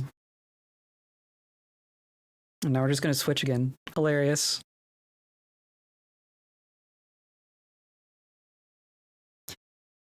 The cabin comes into view. It's warm and nice and casts a glow on the snow. I keep my steady pace. It's been a while since Tara and I talked. Things still aren't fixed. They've improved. She's getting Maddie's help filming now, but I can still see that distance between them. It doesn't help that Maddie keeps choosing to stay behind when we go to the village. Wait, who are we now? Her excuses are always flimsy, but Tara doesn't push it. Are we Morgan now? Hold on. I'm not sure if she wants to. Not entirely sure what to do. I never expected this to be easy, but now it's gotten complicated in a way I couldn't have predicted. I wish I could help, but I'm afraid that intervening any more than I already have would make things worse. Maddie still doesn't trust me despite everything. I have to believe it's not too late. I need both of them fully committed before I can tell them why they're really here. Yeah, there we go. At the cabin, I enter without knocking. It again. I've tried it like 6 times, Mads. I don't know what else you're expecting here. Hello there. They both look up from what they were doing. It's not a surprising scene. Tara's hunched over her laptop in the living room, while Maddie stands nearby looking ready to hit her. I don't think either of them noticed me entering. Hi. Hey! While Maddie seems annoyed at my interruption, Tara seems genuinely happy. Why is that? Whether that's for the distraction or because it's me, I'm not sure. I walk over and sit down beside Tara, placing myself between her and Maddie. Check this out. She angles her laptop so that I can see it and presses play on the video. There's some distorted noises and the screen stays black. What am I supposed to be looking at? Exactly. Somehow exasperated, Maddie throws up her hands and storms off into the kitchen, banging around her cupboards without actually doing anything. This was the footage that we took the other night. Remember? With the spirit and stuff? I remember. Yeah, well, it was totally fine a few days ago. We watched it a billion times, so you know as well as I do. Right. It was perfectly visible then. But now... She plays the clip again. Nothing but noise. It's worthless now. That's creepy. So what happened? That's creepy. Beats me. That's what we're trying to figure out. Maddie slams the cabinet particularly loudly. What happened What Maddie thinks happened. is that the file got corrupted somehow.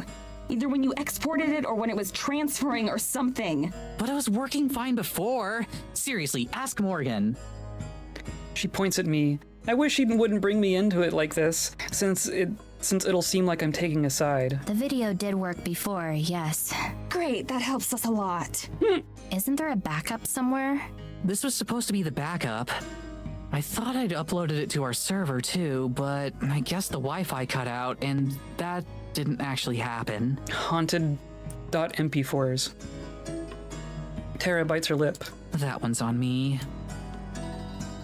I'm expecting another sardonic reply from Maddie, but to my surprise, she sits down across from us and sighs. Well, we can't change it now. It seems that Tara's admission of guilt, even partial, helped calm her down some. Was that the only footage that was affected? I didn't check. Can't see why anything else would be screwed up, though. We just got unlucky. Super unlucky. Or it's all wasted. Wait, I went to get a drink and now we're together in a different location. What? Yes. We've also changed to Morgan POV like a day later. There's time skips. We're not seeing everything. But yeah, now we're back at the cabin. I'm also gonna run to the restroom real quick. So I will be right back.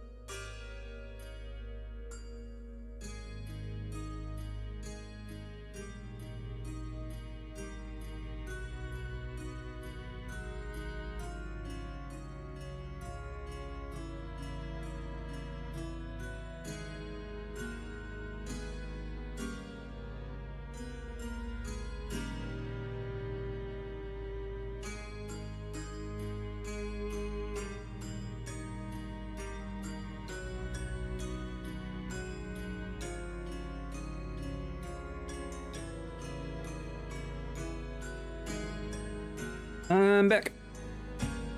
I'm hydrating. We don't know if Maddie and Morgan made up. I doubt it. I feel like we would have seen it if that happened, but yes, we're not seeing everything.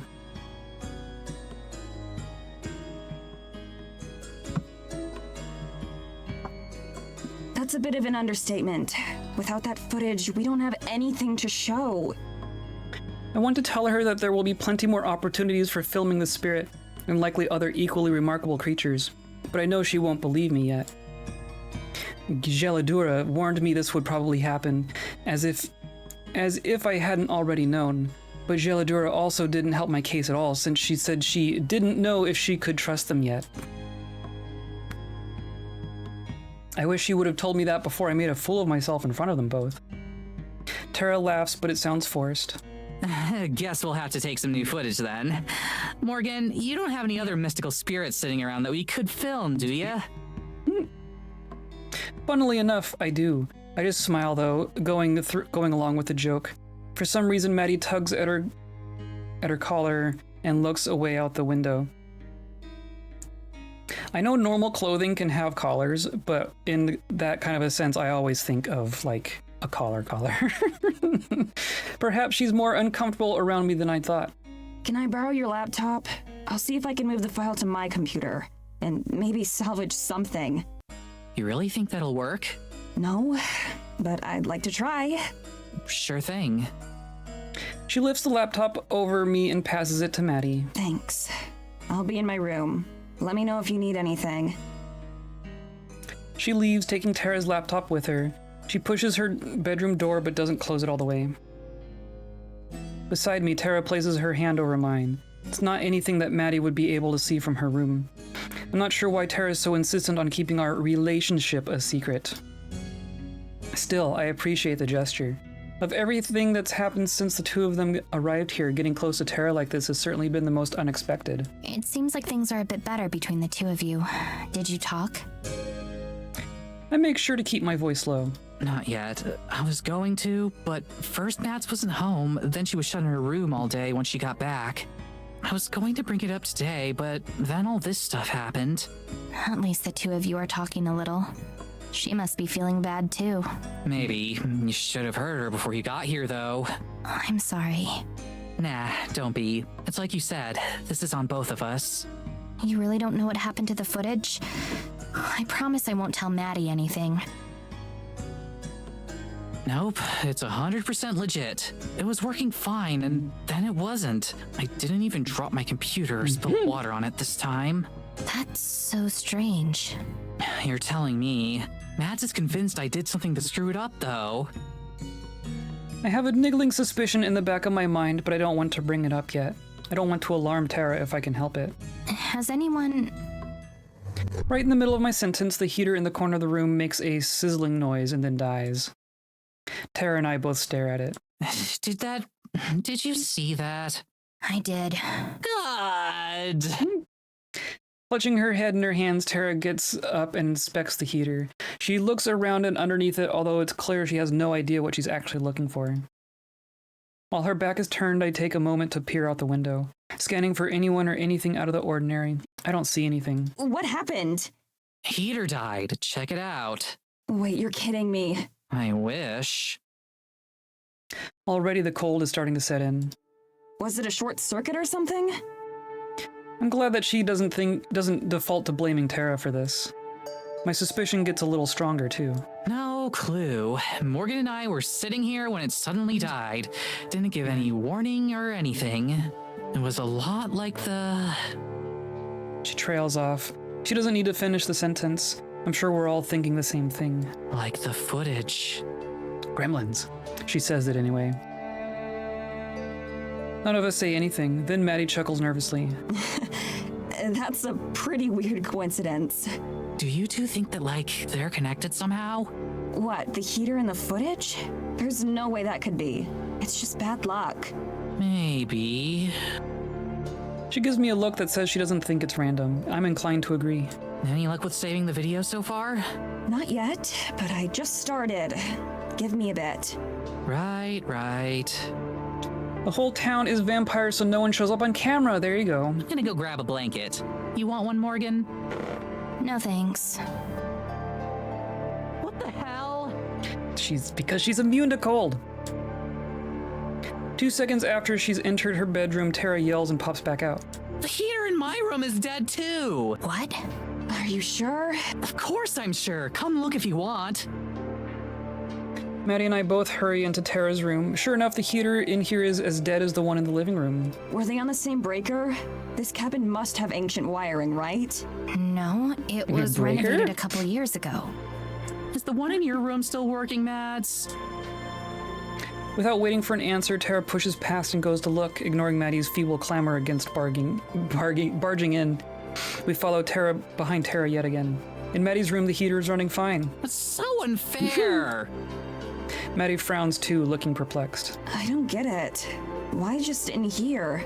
That's a pretty weird coincidence. Tara does a poor imitation of Maddie's voice. It is! What else do you want me to say? Grumbling, Tara leaves the room without giving an actual answer. Maddie doesn't try to stop her and stares at her perfectly functional heater. I shut the bedroom door behind me as I leave. Okay, tell me I'm not crazy. Something weird is going on. You're not crazy. This definitely isn't a coincidence. You say that like you know what's going on. I can feel a pit opening up in my stomach. I've never been good with words, and I'm not sure how to phrase everything I'm about to tell her, much less how she'll take it. I must struggle for too long, because I can see Tara's expression go from mopey to concerned. Hey, you okay? I was just kidding, but like, do you actually know what's up? I press a finger to my lips and point to Tara's room.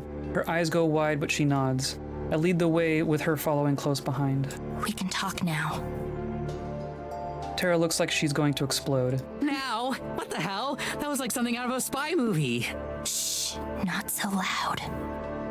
I listen for any indication that Maddie's following behind us or is eavesdropping, but her door never opens.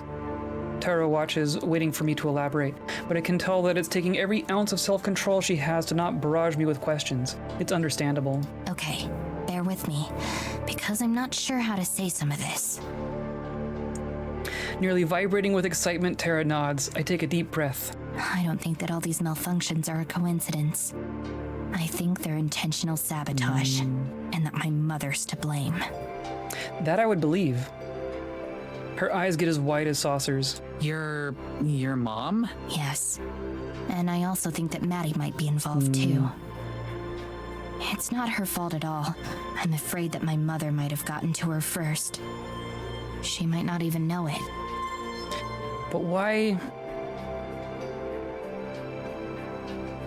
Her mom, I 100% believe, could be responsible for something like this, but I do not believe that Maddie would be involved. And I don't know why Morgan would think that Maddie would be involved.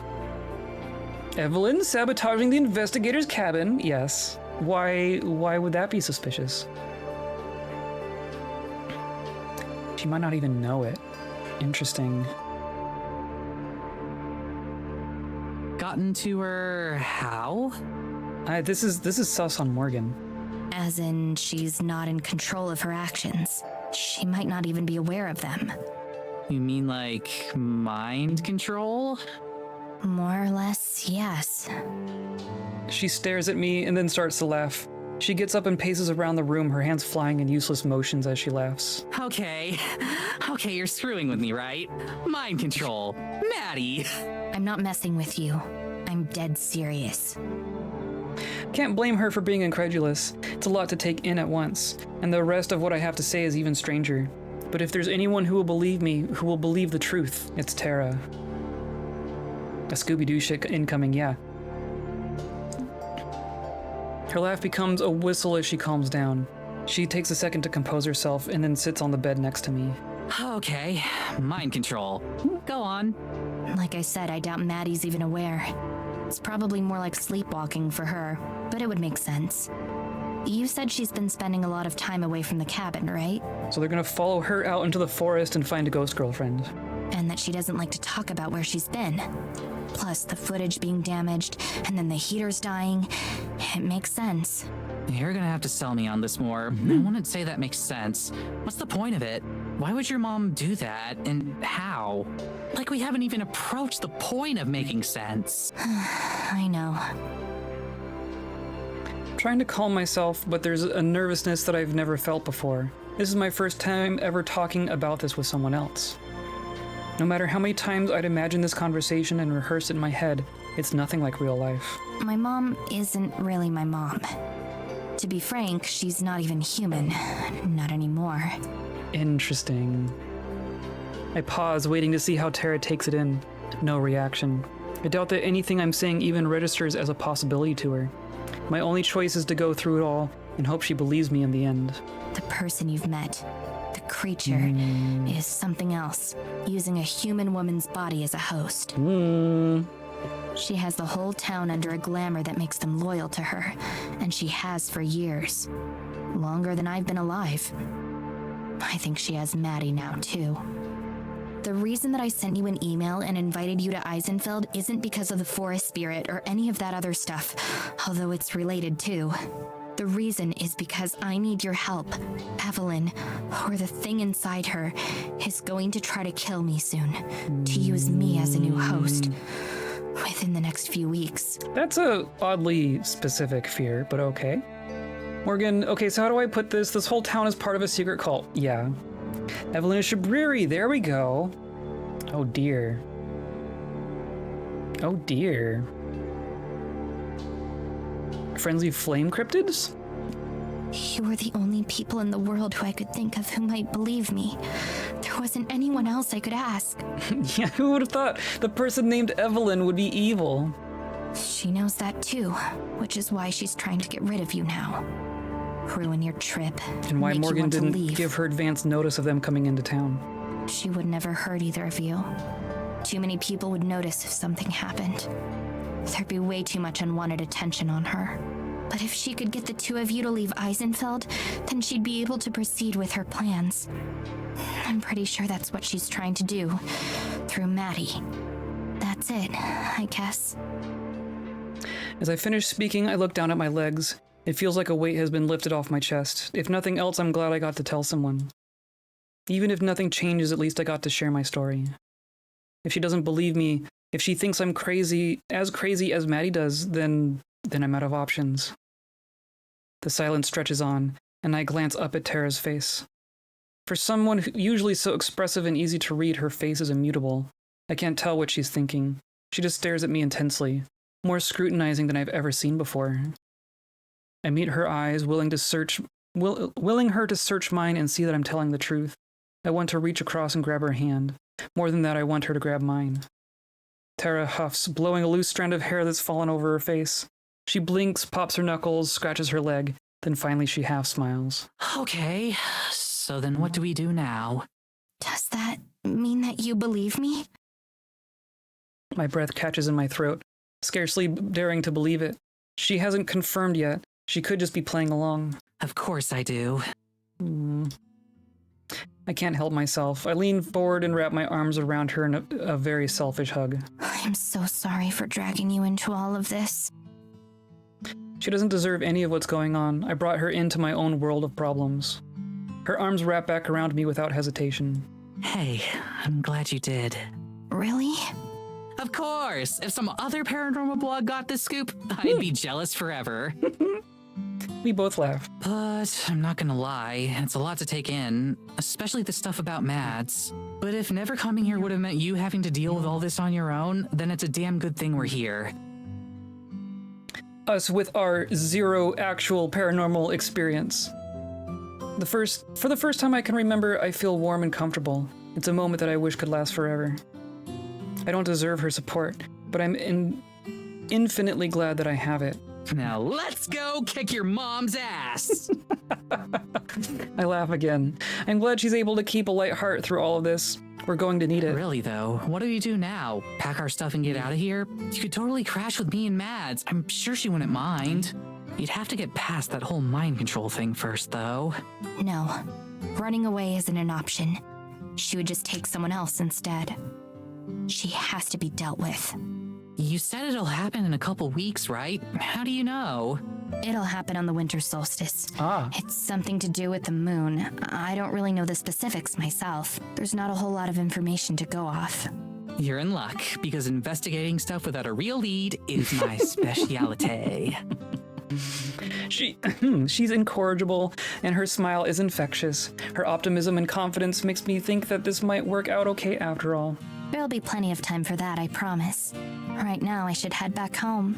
Already? Feels like you just got here a bit ago. I know. I wish I could stay longer, but I need to start preparing right away. There's a lot that I'll need to fill you in on, but it'll take some time for me to get ready. So, like, later tonight? Probably tomorrow or the next day. Okay, I'll lie low until then. What should we do about... Her voice trails off, and she nods in the direction of the rest of the cabin and Maddie. Nothing for now. Just try to act normal around her if you can. Yes. Tara acting normal. This'll go well. So avoid conversation as much as possible. Easy peasy. We stand up together, and Tara walks me to the front door. So, see you soon, I guess? Right. She leans forward suddenly, giving me another quick hug. My second one today. It's over far too quickly. Cool. I'll be waiting. I smile. Me too. It's always scary going home and facing the prospect of seeing Evelyn face to face. I like how it's Evelyn and not Mom. Though today, it doesn't seem as bad. There's still a long way to go, but with Tara's help, there's a chance that everything will work out. That's more than I've been able to say before. And now we're Maddie. Hooray! So anyway, my cute ghost girlfriend. The skies are gray out when I wake up. I check my phone for the time, thinking that it must still be early. But no, it's almost 10. It's the clouds that are making it so dark. We're definitely in for a lot of snow today. It looks like it could be more than any of the previous storms. Sighing to myself, I get out of bed and get dressed without wasting any time. There's no way I'm going to be able to see Abigail today, not with the weather as it is. I hope she won't wait up for me. I'm sure she'll be fine. It's frigid in the living room. I spent a while trying to fix the heater, but to no avail. I don't even know what's wrong with it. Tara must have had it pretty rough, too. At least she could bundle up in blankets to keep warm. The door to her room is shut, so she's either gone or still asleep. I'm glad things have improved between us. She seemed to have a change of heart or something, because a couple days ago she started making small talk again. Even our argument over the footage wasn't as explosive as it could have been. If it had happened 3 days prior, we probably wouldn't be on speaking terms anymore. I make myself a bowl of cereal and have a quiet breakfast alone. Although I've gotten used to not interacting with Tara much, there were still my visits with Abigail to look forward to. Now there's no telling how many days it'll be until the weather's cleared up enough for me to go see her again. Hopefully it'll blow over quickly. It's already starting to snow a little. Just to pass the time, I move my laptop out into the living room and start an episode of a show I'd been meaning to watch. I keep one headphone out so that I'll be able to hear if Tara leaves her room. She never does. After 2 episodes, I get up and knock on her door. Unsurprisingly, there's no answer. I take a quick peek. Empty. She must be at Morgan's again. At this point, it's pretty obvious that they're more than friends. I'm not sure how I feel about that. It's none of my business, of course. They're both adults and can do whatever they want. But I can't help but being a little envious. It's been more than a year since I've been on a date. If you don't count the ghosts. Things ended sort of messily with my last girlfriend, and since then I haven't really been looking. Working on the show kept me busy enough. Still, it wasn't that I was trying to avoid meeting anyone new. It just didn't happen. I'm not like Tara. I can't talk to strangers and carry on a conversation straight away. Business stuff, sure. Small talk, no way. I've always been a bit jealous of that. So seeing how quickly and how naturally Morgan and Tara ended up together feels like a painful reminder of my own social inadequacies. I guess there's an expiration date on their relationship, whatever it may be, though. It's hard to believe that we're already halfway through our trip to Eisenfeld. It occurs to me that I'm in a similar situation with Abigail. Although our friendship is nothing like Morgan and Tara's, it's also time-limited. That thought hurts, more than I expected to. I wish there was some way she could come back with us. I wonder how difficult it is to smuggle a ghost internationally. That's the kind of problem Tara would be great at solving if she was around. In fact, I wonder if I wonder if maybe I should take this opportunity to try and mend things with her. Assuming Abigail was okay with it, I could take Tara to meet her. While not quite as dramatic as the forest spirit, having a genuine ghost on film would still be a huge win for the show. I'm sure Abigail would love that. It's a little funny for me that an actual ghost is mundane compared to what else we've seen.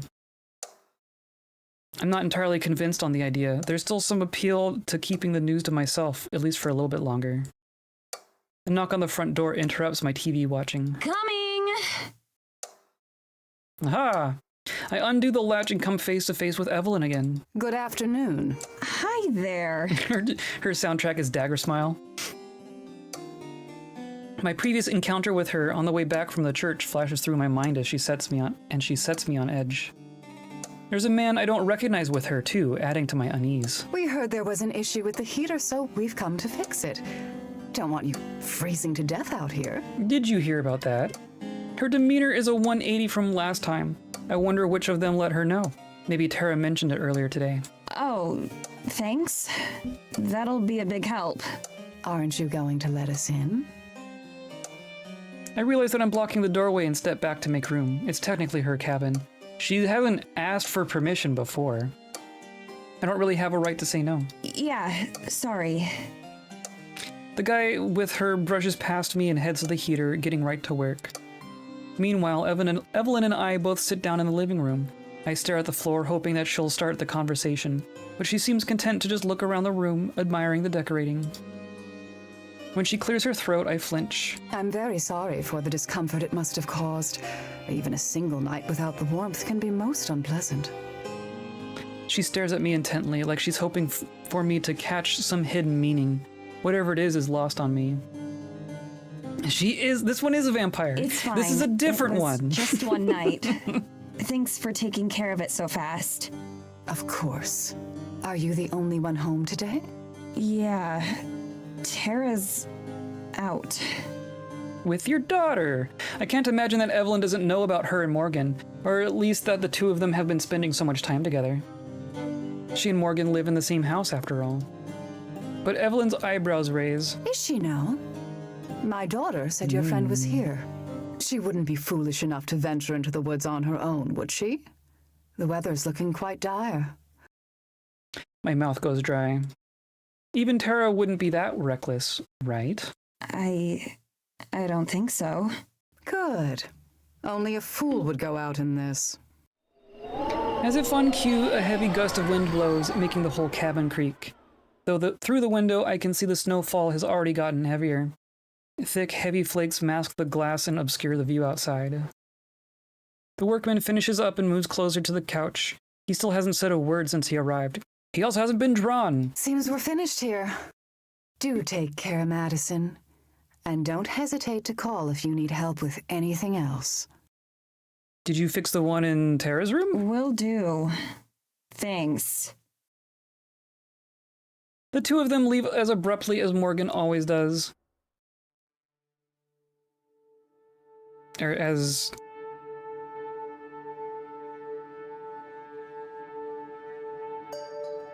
The two of them leave as abruptly as Morgan always does. Oh, I guess since... Okay. The moment the door shuts behind them, I leap up and head for the landline phone. I don't know what all that was about, but it's obvious there's something more going on that I'm aware of. Something sinister. There's a small scrap of paper jammed underneath the phone with Morgan's phone number scribbled on it. I dial and wait, praying that the weather won't render the phone useless. You know those blizzards making landlines not work? Rings and rings and rings, but doesn't pick up. Eventually goes to a generic voicemail message delivered in an automated voice. Damn it! I slam the phone back and reset it and dial again. Please, please, please. If she's not there, if she's not with Morgan, then I don't know what I'll do. I don't know where else she could be. On the third ring, the phone clicks as someone answers. It's garbled and hard to hear, likely because of the storm. Morgan? The person on the other line says something unintelligible. Hello? It's just barely clear enough for me to hear my name. Yeah, it's me. Hey, listen, is Tara with you? There's another pause and some staticky noise, then a beep as the line goes dead. Frantically, I hit the redial button. This time, she picks up on the first ring. Hey, it's me. Is Tara with you? There's a noise, but I can't tell if it's her answering me or just interference. Sorry, what? Again, the only response is garbled nonsense. I try to talk to her several more times, but nothing is intelligible. I don't even know if she can hear me. The call drops again, and this time I don't bother calling back. I could try send an email, but it'll take forever before the web page loads enough for me to do that. I try to make myself calm down. Logically, she's got to be with Morgan. There's nowhere else she'd go. Evelyn must have missed her somehow. I go to one of the windows using my sleeve to brush away the fog that veils the glass. It's already a blizzard out there, snowing harder than anything I've ever witnessed. That's when I see her. A flash of red hair over by the tree line. Tara. She's just standing there? When she notices me, she waves. What the hell is wrong with her? I pound on the glass, pointing downwards to indicate that she should come in. Come inside, you moron! What are you doing? I know she can't hear me, but she keeps waving. Then she turns and walks into the forest. What the hell? She's lost it. She's absolutely lost it. I fight against the wind just to open the door. Tara! My voice is swallowed up by the wind. There's no way she could have heard me. I try yelling again, but the cold stings my heart. Or my throat. Is this some idea of a joke to her? It's a terrible one if so. Stepping out of the front door, I can barely see her amongst the trees and swirling snow. She's just standing there waving for me. I linger, not sure what to do. I can't just leave her out there, but going out in this would be asinine. She waves again, more urgently. She clearly wants me to follow her. Maybe she needs my help. Maybe someone's been injured. Still, the storm. Every second I'm out here, the cold seeps a little bit further into me. I need to decide. I clench my fists. If nothing else, I know that Tara would come for me. Bracing myself, I start walking towards her. It's nearly impossible. I'm just keeping my balance and remaining upright as a chore. Every step I take it feels like a battle against nature. Slowly, though, I do it. Once she sees that I'm following her, she starts walking in. I wish she'd wait for me to catch up, so she could at least tell me what's going on. When I cross the tree line, the wind gets noticeably better, although the cold is no less bitter. Tara doesn't seem fazed. She's still forging ahead, always in the distance, no matter how fast I go. Clear enough to see, but not close enough to hear. After a few more minutes, I finally start to inch closer to her. I can't feel my hands or my feet or my teeth, and my teeth won't stop chattering. I need to stop her now. Trap? Yeah. This is not good? My mouth is shaking too much for me to form any sort of coherent phrases. If I wasn't already genuinely scared, I am now. Then, without warning, Tara stops. She stands completely still, back towards me. I do my best to push forward, finally making my way to her. Tara, we have to... I give up on words, instead reaching out towards her. My fingers are numb and heavy.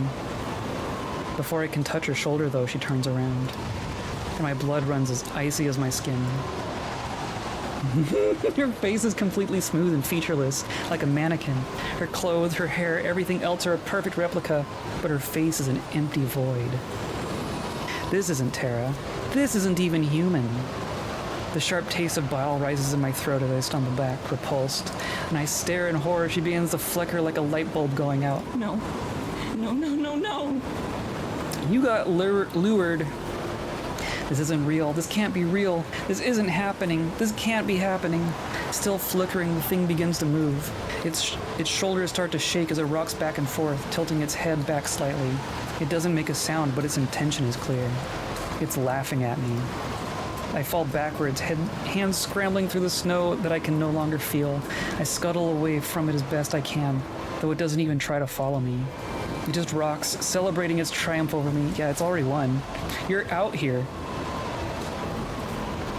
My shoulder smashes into something hard, sending a stinging pain through me. It's a tree. I try to stand up, but I've lost all sensation in my legs. My fingers scrabble desperately, uselessly at the hard earth and slick bark, but I can't find any purchase. I try to stand, and my feet slide from beneath me as I crash to the ground. Each effort is harder than the last. I try several more times to stand, but I can't. Exhausted, I lie there, cheek pressed against the frigid ground. I can't even feel it. My face burns as it's buffeted with more and more snow. My thoughts run ragged. I know how hypothermia works, how fast it can set in. Surprisingly quickly, I'd once read. My body temperature only needs to drop a couple degrees but to start shutting down.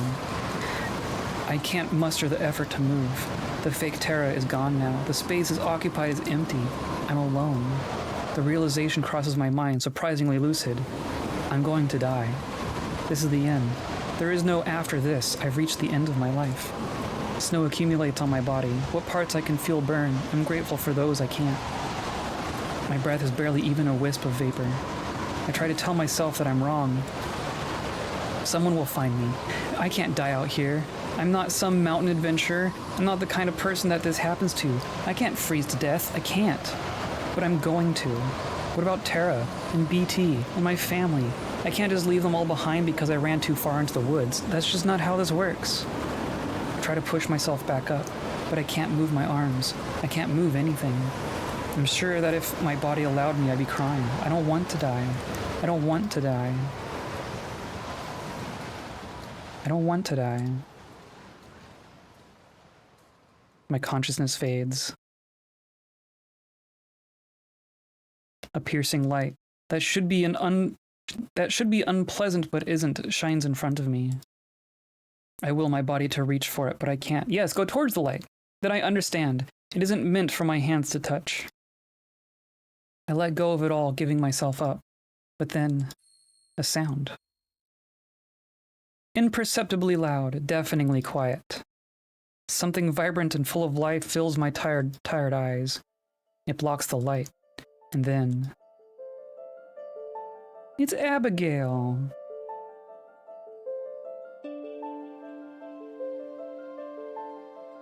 Abigail appears, a look of shock on her face as she reaches a hand out toward Maddie. An angel appears.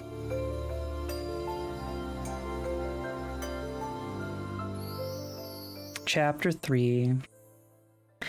Got her life saved by a cute ghost girlfriend. I'm not cold. I'm not warm either. I'm not anything. I'm not even sure I'm awake. All I can see is vast, profound blackness. I realize my eyes are shut. Are they frozen shut? I try to move my arms to rub my face, but those feel frozen too. With great effort, I manage to wrench my eyes open. I'm flat on my back. Right above me is the familiar curved wood ceiling. The gray smudges in my peripheral vision are the pews where I sat and read with Abigail just days ago. I'm in the church. I try to remember how I got here, but all I have are glimpses of what happened. Waking up alone. The mayor dropping by unannounced. Yeah, that was a thing. Following Tara. Not Tara. Even nearly immobile, a shiver creeps up my spine at the thought of that thing. And after that, it comes back to me as an avalanche, running, stumbling, and falling, and being so cold. I can recall the dread as it happened, as I gave up, when strength left my body and my eyelids couldn't bear being open any longer. But how did I get from there to here? There's the sound of rustling cloth from beside me. I force my head to turn and look. And there she is. Warm, radiant, just an arm's length away. The fact that we can hear her clothing rustling is concerning. Abigail. I blink, expecting her to vanish, to be a figment of my imagination. But when my aching eyes open once more, she's still there. Worry wrinkles her face. She saved me, didn't she? There's no other explanation. I muster the strength to smile up at her. She smiles back, though it doesn't reach her eyes. Hello, Medicine. I'm glad you're awake. Ghost buddies. In the otherwise silent church, her voice rings out like a bell. The first words I've ever heard her say. I can hear her. We can speak to each other. Hooray! Understanding pierces through my exhaustion. With that understanding comes a whole cascade of realizations. A million feelings rush through me, and I don't know in what order to process them. Two concepts stand out among everything else.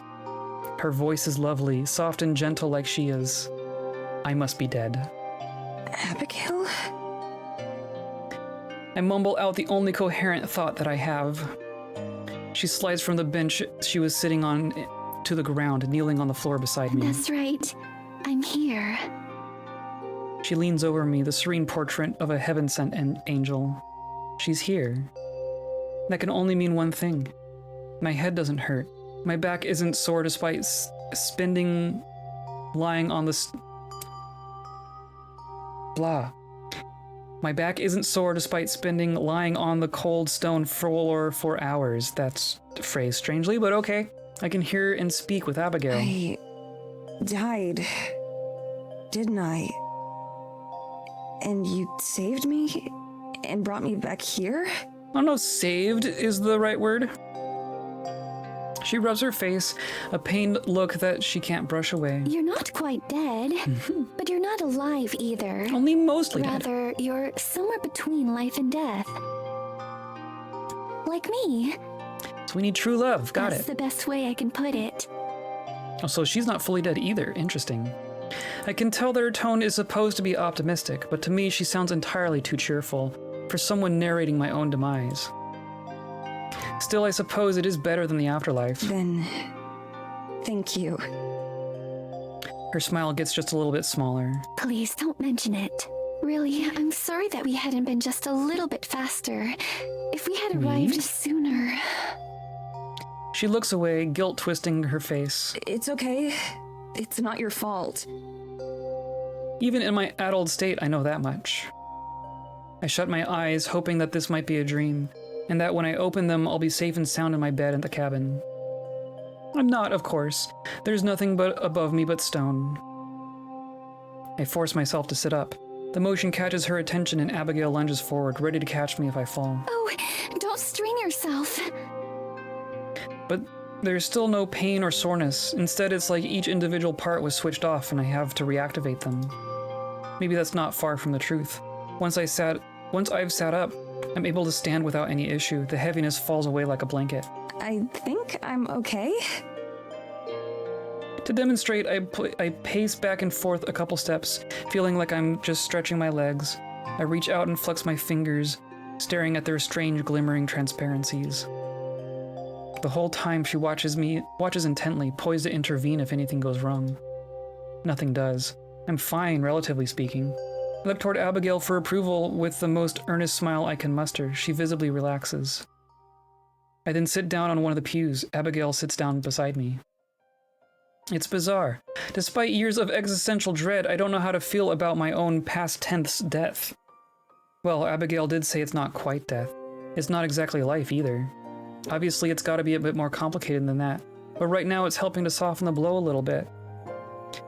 I look down at my hands. They're normal and clean, not bloated and turning purple like in the last few moments. The rest of me seems similarly plain. Apparently, I was well preserved. This isn't your body. There's one difference I wonder about, though. I press my finger to the stone that we're sitting on, or at least I try to. But my hand just passes through. It doesn't feel like anything. Right. Next to me, Abigail does the same thing, pressing her hand up to her wrist. She giggles and my heart skips a beat. I'd forgotten how it feels at first. It's kind of wondrous.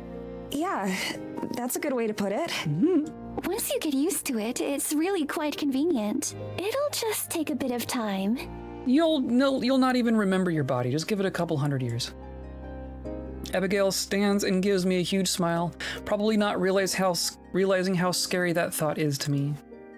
I don't really want to spend however long it takes to get used to it like this. But she's clearly excited to talk. I am too, regardless of the circumstances. So I won't spoil the moment. Yet. How long has it been since then?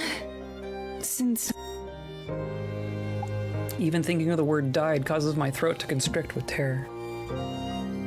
It's not death, I remind myself. I can feel afraid. If I can feel afraid, then it can't be death. It's been over a day. You've been unconscious this entire time.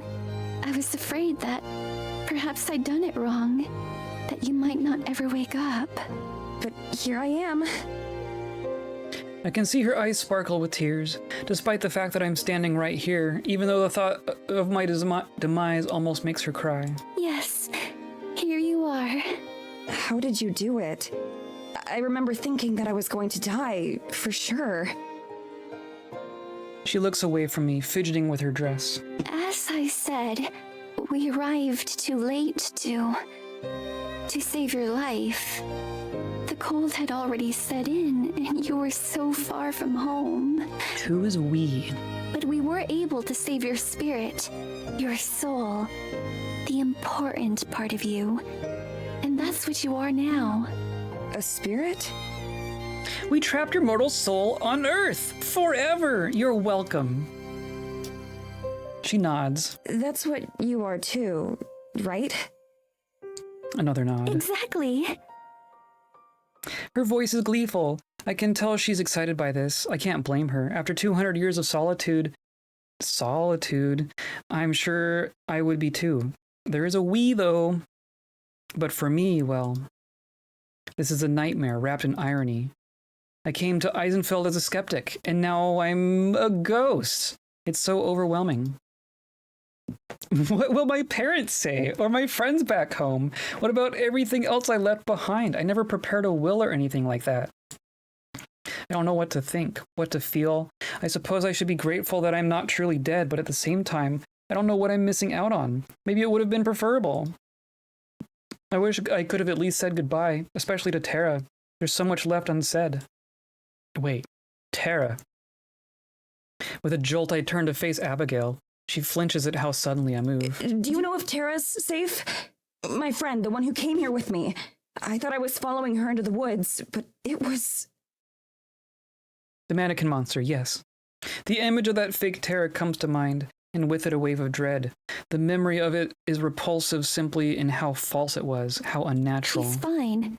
As far as I know, she was never in any danger at all. I'm so sorry, Madison. You were tricked. So Tara was at Morgan's the whole time, and then Morgan comes over to Madison and says, I don't know where Tara is, and gets Madison all worked up, and then lures her into the forest to freeze and die. Yeah, it's Evelyn. It's definitely Evelyn. Right.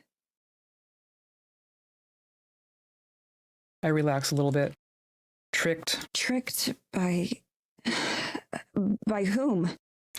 I guess it's not Evelyn, it's Evelyn, like evil inside. Oh, evil in. Yeah, there you go. Abigail looks uncomfortable once more. I'm not sure what name she uses now. The mayor of the village. Whatever you know her as. Evelyn. So she's responsible. I'm not surprised in the least. The way she always seemed like a snake, coiled and ready to pounce. The bad feeling I got every time I interacted with her. She must have come by the cabin just to scope me out. She had probably been planning this all along. I shudder. Who is she really? Why would she want to kill me? I'll explain it later, but I promise you don't have to worry about her anymore. We're already dead. Clearly that's supposed to make me feel better, but it doesn't. Yeah, she's not a threat anymore, but only because she succeeded. I want to understand. I need to understand. Why would she want me dead? I guess I'll find out in time. I just have one other question. Earlier, when you were talking about saving me, you kept saying we. Who else? Now her eyes regain that previous mischievous gleam that I've started to recognize on her. Someone special. I'll take you to meet them if you feel you're ready for it. Mm-hmm. Giant forest monster. There's nothing to be accomplished by sitting around feeling sorry for myself right now. I've spent enough of my time in Eisenfeld doing that as it is. Plus, I'm curious to see who might have helped Abigail. Who else could have known about her this whole time yet kept her a secret? I stand up and absent-mindedly offer a hand to Abigail to help her up too. She takes it, then drops it immediately. Eyes wide and awestruck, she stares as if I'd sprouted a tentacle from my arm. Tears spring to her eyes, seeping out to form a thin river down her face. What is it? What's wrong? Did I hurt you? Your hand. I can feel it. She's right. It hadn't even registered as different to me. but for the first time since we've met, I can actually touch and feel her there. She grabs my hand again, not standing. She closes her eyes as her fingers roam over mine, taking in the sensation. With anyone else, anyone on Earth, it'd be awkward, but somehow with Abigail, I don't mind. It's a little endearing, in fact. After a moment, she seems to realize what she's doing. With a yelp and a sheepish expression, she lets go. I'm sorry, Madison. I just got so carried away for a moment. Girl's been touch-starved for 200 years. A little bit. Little bit. It's fine. My skin tingles with the feeling, vivid because of the absence of anything else. Abigail also gets to her feet without my help. Together we face the doors of the church. They look like they've been untouched since I was last here with Morgan and Tara. Fuck's sake, just give her a hug. It doesn't even have to be gay, but you are also gay. I think they'll get to hugging pretty quickly. It's quite possible Tara hasn't even come by the cabin. Could be days before she knows. I push those thoughts out of my head, though. It doesn't make a difference at this point. I'm still alive and cognizant, at least in some capacity. And as long as that's true, then there's a hope that maybe I can get out of this situation. All I can do is hope and learn. Swallowing my fear as much as I can, I take the first step towards the door. Should we go meet your friend then?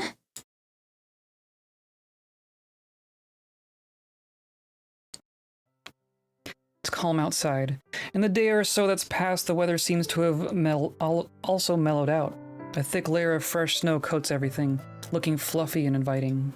A few clouds darken the sky overhead, but nothing compared to the maelstrom that I got caught in. The occasional flakes that fall seem serene, not threatening. Of course, they pass right through me. Abigail leads me into the woods. I try not to pay attention to how I can't hear my footsteps in the snow, or how the cold doesn't bother me. It's convenient, sure, but it's wrong. The two of us walk side by side, deeper and deeper into the forest. This will be the furthest I've ever gone, since previously I'd never passed the church.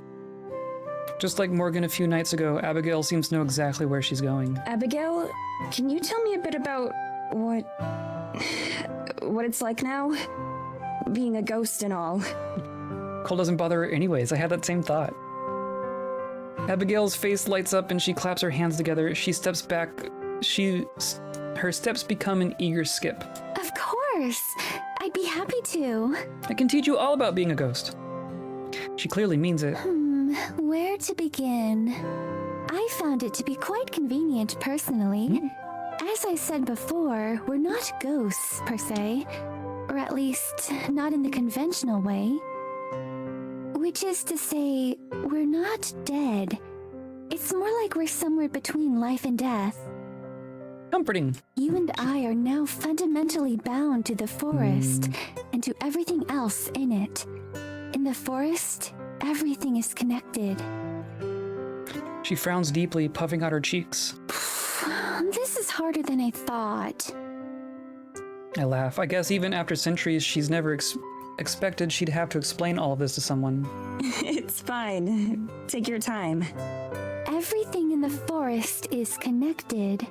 The trees, the grass, the birds, the foxes, everything. And that includes you and I, too. Connected? How? Abigail chews her lip as she tries to think of how to explain it. Her frown returns deeper than before. Finally, she just shrugs. Magic. Magic. That makes sense. Pleased, Abigail nods. I still don't know what to think. I've only just woken up. I don't know how long it'll take for me to process everything and accept it, or if I ever will. Everything she says makes sense on a conscious level. I'm sure I could ace a test if someone asked me questions about it. But when I stop to think about how it affects me, how these are now the restrictions and limitations that bind me, I stumble over nothing and clutch at my chest, feeling sick. But it's an impotent gesture. It doesn't help me feel any better. How? How can I be dead? How did this happen to me, of all people on Earth? This isn't fair. It isn't fair. I never wanted any of this. I never even wanted to be here. I'm not even supposed to be here today. I can't keep my thoughts from spiraling. Every time I try to think about it, I'm just met with memories of dying and of fear. Fear for myself and for the future and what it might hold. Abigail rushes over, rubbing my back as she croons in my ear. Madison, it'll be all right. I promise. I know it's a lot to take in, but it'll be okay. I'm here for you. I'm here. I'm here. She repeats those words over and over, stroking my back until the moment passes. Dizziness fades in waves, and I slowly stand back up. In all, my little episode must have lasted seconds at most, but it felt so long. Madison, are you okay? Yeah, I'm fine now. Or at least better. Thanks. Her hand doesn't leave my back. Are you sure? We don't have to keep going right now. We could save this for another day. I brush away the notion. It's fine. Let's just keep going. If I just sit and do nothing, I'm sure I'd feel even worse. If you're sure... We resume our trek. The silence drags on for a while. Abigail shoots me glances every now and then, as if I'll disappear if she looks away for too long. In a morbid way, it's kind of funny. I looked at her the same way not too long ago, but she was bright and radiant, and I'm dead, I guess. It brings a question to the forefront of my mind. Earlier, Abigail stops. I try to avoid eye contact. you said something earlier about Tara. How it wouldn't be possible for Tara to even see me. Correct. She speaks with measured words. Despite how excited she's been, she's visibly holding herself back. Like any wrong word will set me off again. It's not too far from the truth. But I was able to see you, even before all of this happened. So why couldn't she see me? Abigail lights up again, a look of pride beaming across her face. That was projection. I've had a lot of practice. I'd be happy to teach it to you too, but it took me some time to learn. I see. Decades. Abigail laughs nervously, trying to hide her slip. We lapse into an uneasy silence again. I take deep breaths, trying to distract myself from the hundreds of questions weighing on my mind. But my breaths feel empty, the lack of cold wind glaringly absent if I focus on it. So I focus on Abigail. She leads the way confidently. A passive smile rests on her face, and she looks more at ease now than I've ever seen anyone be. Every step she takes seems to push us forward, further than any natural pace. The words she said earlier replay in my head about how the forest will help take us to our destination. We pass through a tree, but when I look back, it's meters away, if not out of sight completely. Imagine if this time jumped 80 years now, or yeah. I mean, I could see them doing that. I don't think it's going to be quite that. But also wouldn't surprise me. Magic. Being able to simply pass through any obstacles we encounter makes the walk much faster. Even so, I automatically step over debris or turn my shoulder completely to avoid scraping the trunk of a tree when I can. I feel the heaviness in my chest start to fade as we trek on. Abigail catches my glance and smiles warmly. I smile back, genuinely now. Did you spend much time in the forest when you were alive? I did. However, I never traveled very far. Why do you ask? I was just thinking about how you know your way around so well. It kind of reminds me of the girl I met here in the village, Morgan. I've had plenty of time to see it all. It's simple too, once you know how to do it. As long as you know where you're going, the forest will guide your way there. I'm certain you'll get the hang of it someday. I force an agreeable smile. In spite of everything, talking feels good. Talking about anything. So I try to keep the conversation going. What was Eisenfeld like back then? Much the same as it is today, as far as I can tell. Quiet and isolated. We rarely had any visitors. Even news of the outside world, or the rest of the country, was slow to arrive. But I longed for it. For the stories that would occasionally make their way to us. Sometimes friends of my father would head into the city for a few weeks, taking the goods that we had grown and made to trade, and bringing back things we lacked. And they'd return with gifts for all of the children, my sister and I, or the little boy across the road. Gifts and stories about wondrous devices they'd seen, or about the marvelous people they'd met. Her steps slow and then come to a stop, and her eyes take a far-off, dreamy look. When I was alive, I always wished to see it for myself someday. Instead, I had to satisfy myself with books and with other people's stories. Imagine if Maddie mentioned Morgan's name and Abigail just hisses and makes the evil eye gesture. I was half expecting her to know who Morgan was. Her voice trails off, ending with a hum of satisfaction, remembering something but not speaking it. I wait quietly. It doesn't feel like the kind of moment I should interrupt. Soon enough, she looks over at me with what I've come to think of as her typical smile. I'm sorry. I hadn't really thought about these things in a while. It's okay. I hope they're not painful memories. She shakes her head. These ones aren't. What about you? There are so many things that I want to know, but I hardly know where to begin asking. Abigail points up at the sky, devoid of any clouds right now. Machines soar overhead day and night, but I've never known what they are. Planes? Or watching as Eisenfeld becomes more modern, but not understanding. Well, the first thing you need to understand is the internet. I want to understand. She looks at me expectantly, like I could quickly rattle off all the major inventions since her time and how they have changed our lives. From the way the corners of her eyes glimmer with tears, it's clear just how badly she wants to know. It must be horribly frustrating. She mentioned machines overhead. She must mean airplanes and satellites. She must have really good vision.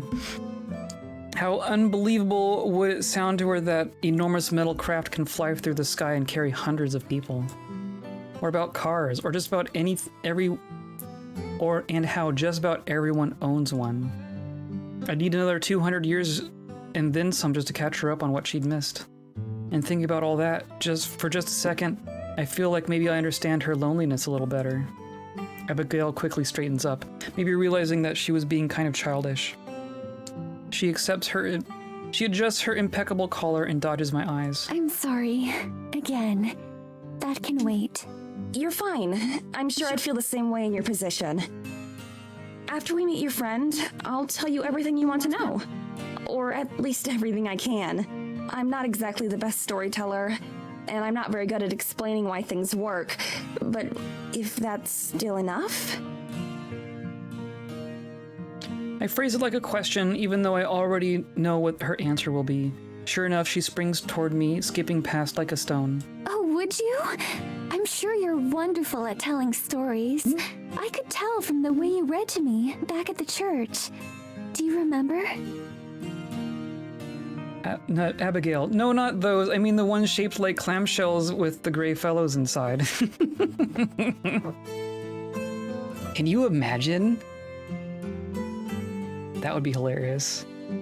The only one who can see the grays are the ghosts. Now there's an X-Files episode. Like I could forget. That's a day I'll remember for the rest of my life. Is it? Why's that? She crowds up close to me now. To be honest, she reminds me a bit of a film camera, zooming in, then out, then leaping past to focus on something else. That's a funny... Well, that was the first day that we spent time together, right?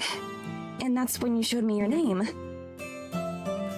Abigail goes very still. Several times she looks like she's on the verge of saying something, her mouth fluttering on her half gesturing something. But each time she stops. I suppose it was. I just didn't realize it was that significant to you. Of course it was. That day changed everything for me. I bite my tongue from saying more. Things didn't exactly change for the better. Deeper and deeper we go, and the forest gradually grows quieter. The rustling of creatures underfoot gets less and less frequent, and then stops entirely. The birds chatter less and then not at all. Even the wind settles down. Abigail's the only one who doesn't act any differently. She still hums to herself or glances over her shoulder to make sure I'm still there. like I have anywhere else to go. As we get further into the woods, the snow is thinner, and some places are totally without it. There are even a few patches of green, something I'm pretty sure shouldn't even be possible given the weather. The trees, which have been growing claustrophobically close together, start to spread out a bit more. I gasp as I see what's ahead of us. Oh, a grove of immense trees, larger than any I've ever seen, lies before us. Like the redwoods back in America, they're so huge as to seem to hold up the sky. It's the Erd tree! Totally bereft of snow, a few defiant branches hold leaves. They cast shadows over Abigail and I, and everything around us. An aura of life pervades the area. My skin prickles. The sensation is vivid, running up my arms like a spark. More than the church where we are now feels like a holy place, something sacred and primal. As we pass by, I have this distinct feeling that I'm being watched from all sides. The back of my neck is slick with sweat, and I brush my forehead as the pressure of being observed starts to hit me harder. What is this place? I don't mean to, but my voices come out as a whisper. Weird. We're at the center of the forest now. These trees are the oldest ones here. They're the ancestors of all the rest. She can still sweat? I had that thought too. Like she's having physical sensations. Strange. All of the life in the forest comes from here. Ghost sweat. I believe it. There's a quiet vibrance to this place. I walk a bit slower, feeling as if I don't want to cause a disturbance. I trail behind Abigail, who seems totally indifferent to the atmosphere. It makes sense. She's probably used to it, and this place's luster has worn off for her. I can't help but gape. Without the snow that I've gotten so used to elsewhere, this feels like a wholly different place, another world altogether. Abigail leads me around one of the massive trees, and my jaw drops even further. There, crouched in a small clearing, is the forest spirit from the other night, the same one that stood in the storm and scared the hell out of Tara and me. Somehow, it's much smaller than it was then, though still several feet taller than me. Yet one look into its piercing red eyes and I know it's the same. It had been looking away, but it turns to face us. Its body creaks and crackles as it moves, like an old door rattling in the wind. It has a bird nest? My breath catches in my throat as I fight down the instinctive rising terror. Pocks and scars decorate the bark that forms its skin. Though it has a vaguely human form, its body is clearly wooden. Little trees wind together, interlocking to shape its body. It regards me with a kind of indifferent stare, similar to when we first witnessed it at the church. The impossibly red glow of its eyes is subtle now, and the previously winding and dying trees look more like its body is merely hugging itself.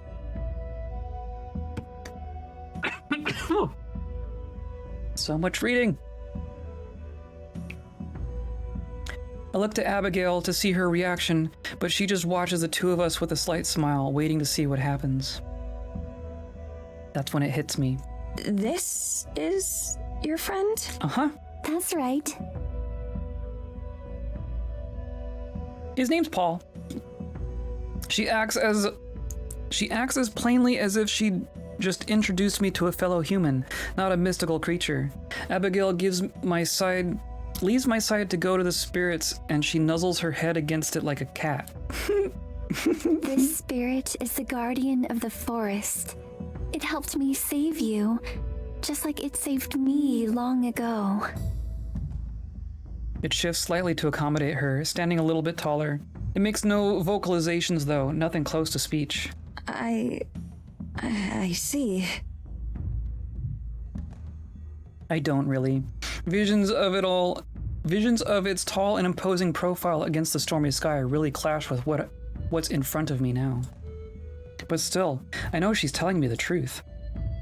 I take a fraction of a step forward, expecting it to bare its teeth or warn me off somehow. It doesn't react, though.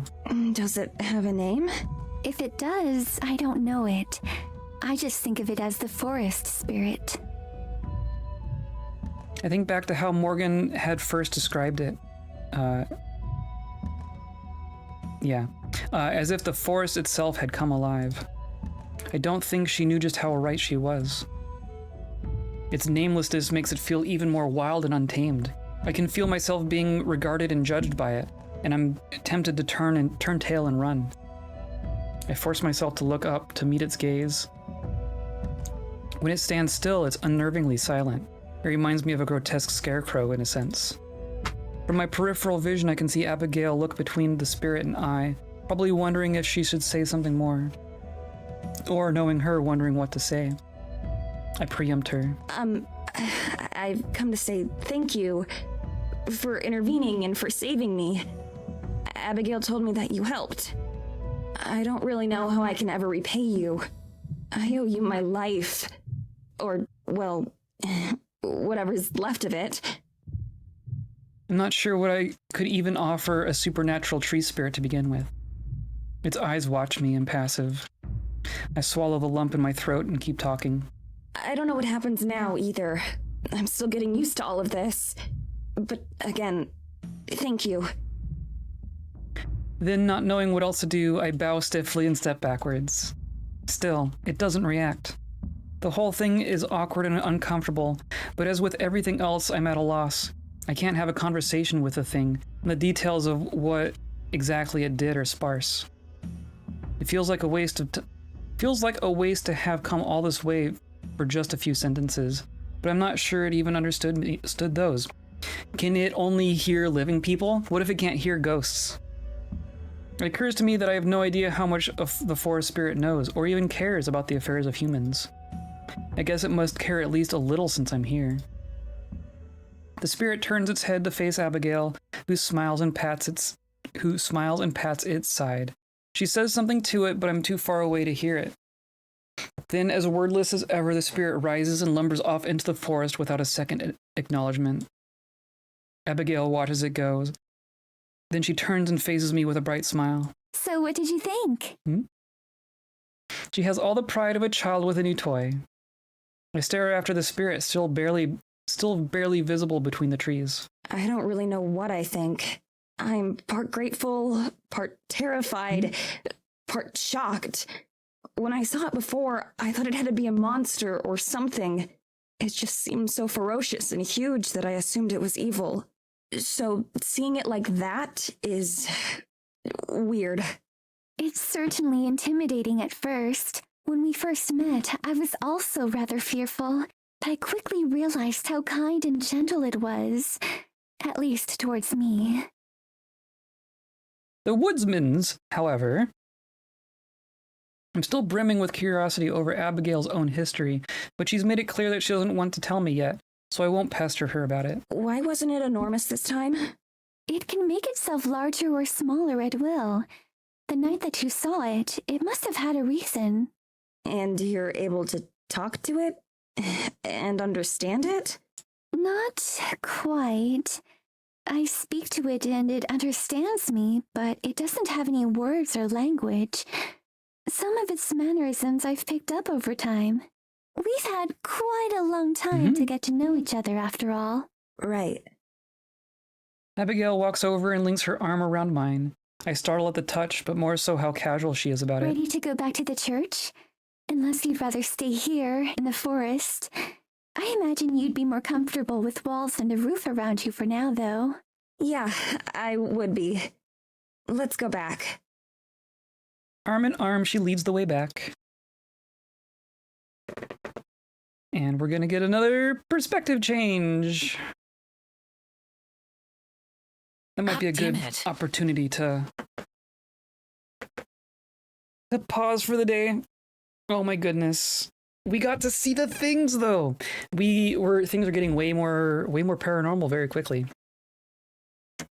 I think we're gonna wrap up here. My goodness, I'm really enjoying this. Yeah. Cute ghost girlfriend time. And evil mayor body snatcher time. Not sure what's going on there. Yeah. Saturday seems so far away, yeah. It'll be a minute, but yeah, I definitely can't do I can't do 8 hours a day of reading like this for sure. So we'll give my voice a chance to recuperate. And we'll be back to it on Saturday. Yes. Thanks for the stream. Thanks for coming by. Thanks for hanging out and keeping us company as we hang out. I am enjoying this. I hope this is enjoyable. I hope this is fun to watch. Maybe someday we'll make a choice. Sometimes these are interactive. But I am enjoying this. Have a lovely Friday. Yes, absolutely. Even lurky lurkers, especially lurky lurkers. I appreciate all my lurky lurkers. Yes, there's one. I appreciate all being here. So come by on Saturday. We're gonna keep going. Monday and Thursday next week. We're gonna keep going until this is done. I have no idea how long this is. It's a bit longer, I think. We're still introducing, characters, and our POV character just died. So I think we got a bit left at least. So yeah, come by and we're gonna keep going. So I hope y'all come by. Today's episode, I need to get back in the habit of doing this. Today's episode was brought to you by ice. So much ice. Ice as far as you can see. But also by you hanging out and clicking buttons and keeping me company and enjoying the Discord and all that good stuff. That's what's reviving me in a blizzard these days. That's the cute ghost girlfriend saving my life, kind of, these days. So I appreciate all being here and hanging out with me. And I'll see you later, and I hope you stay kind.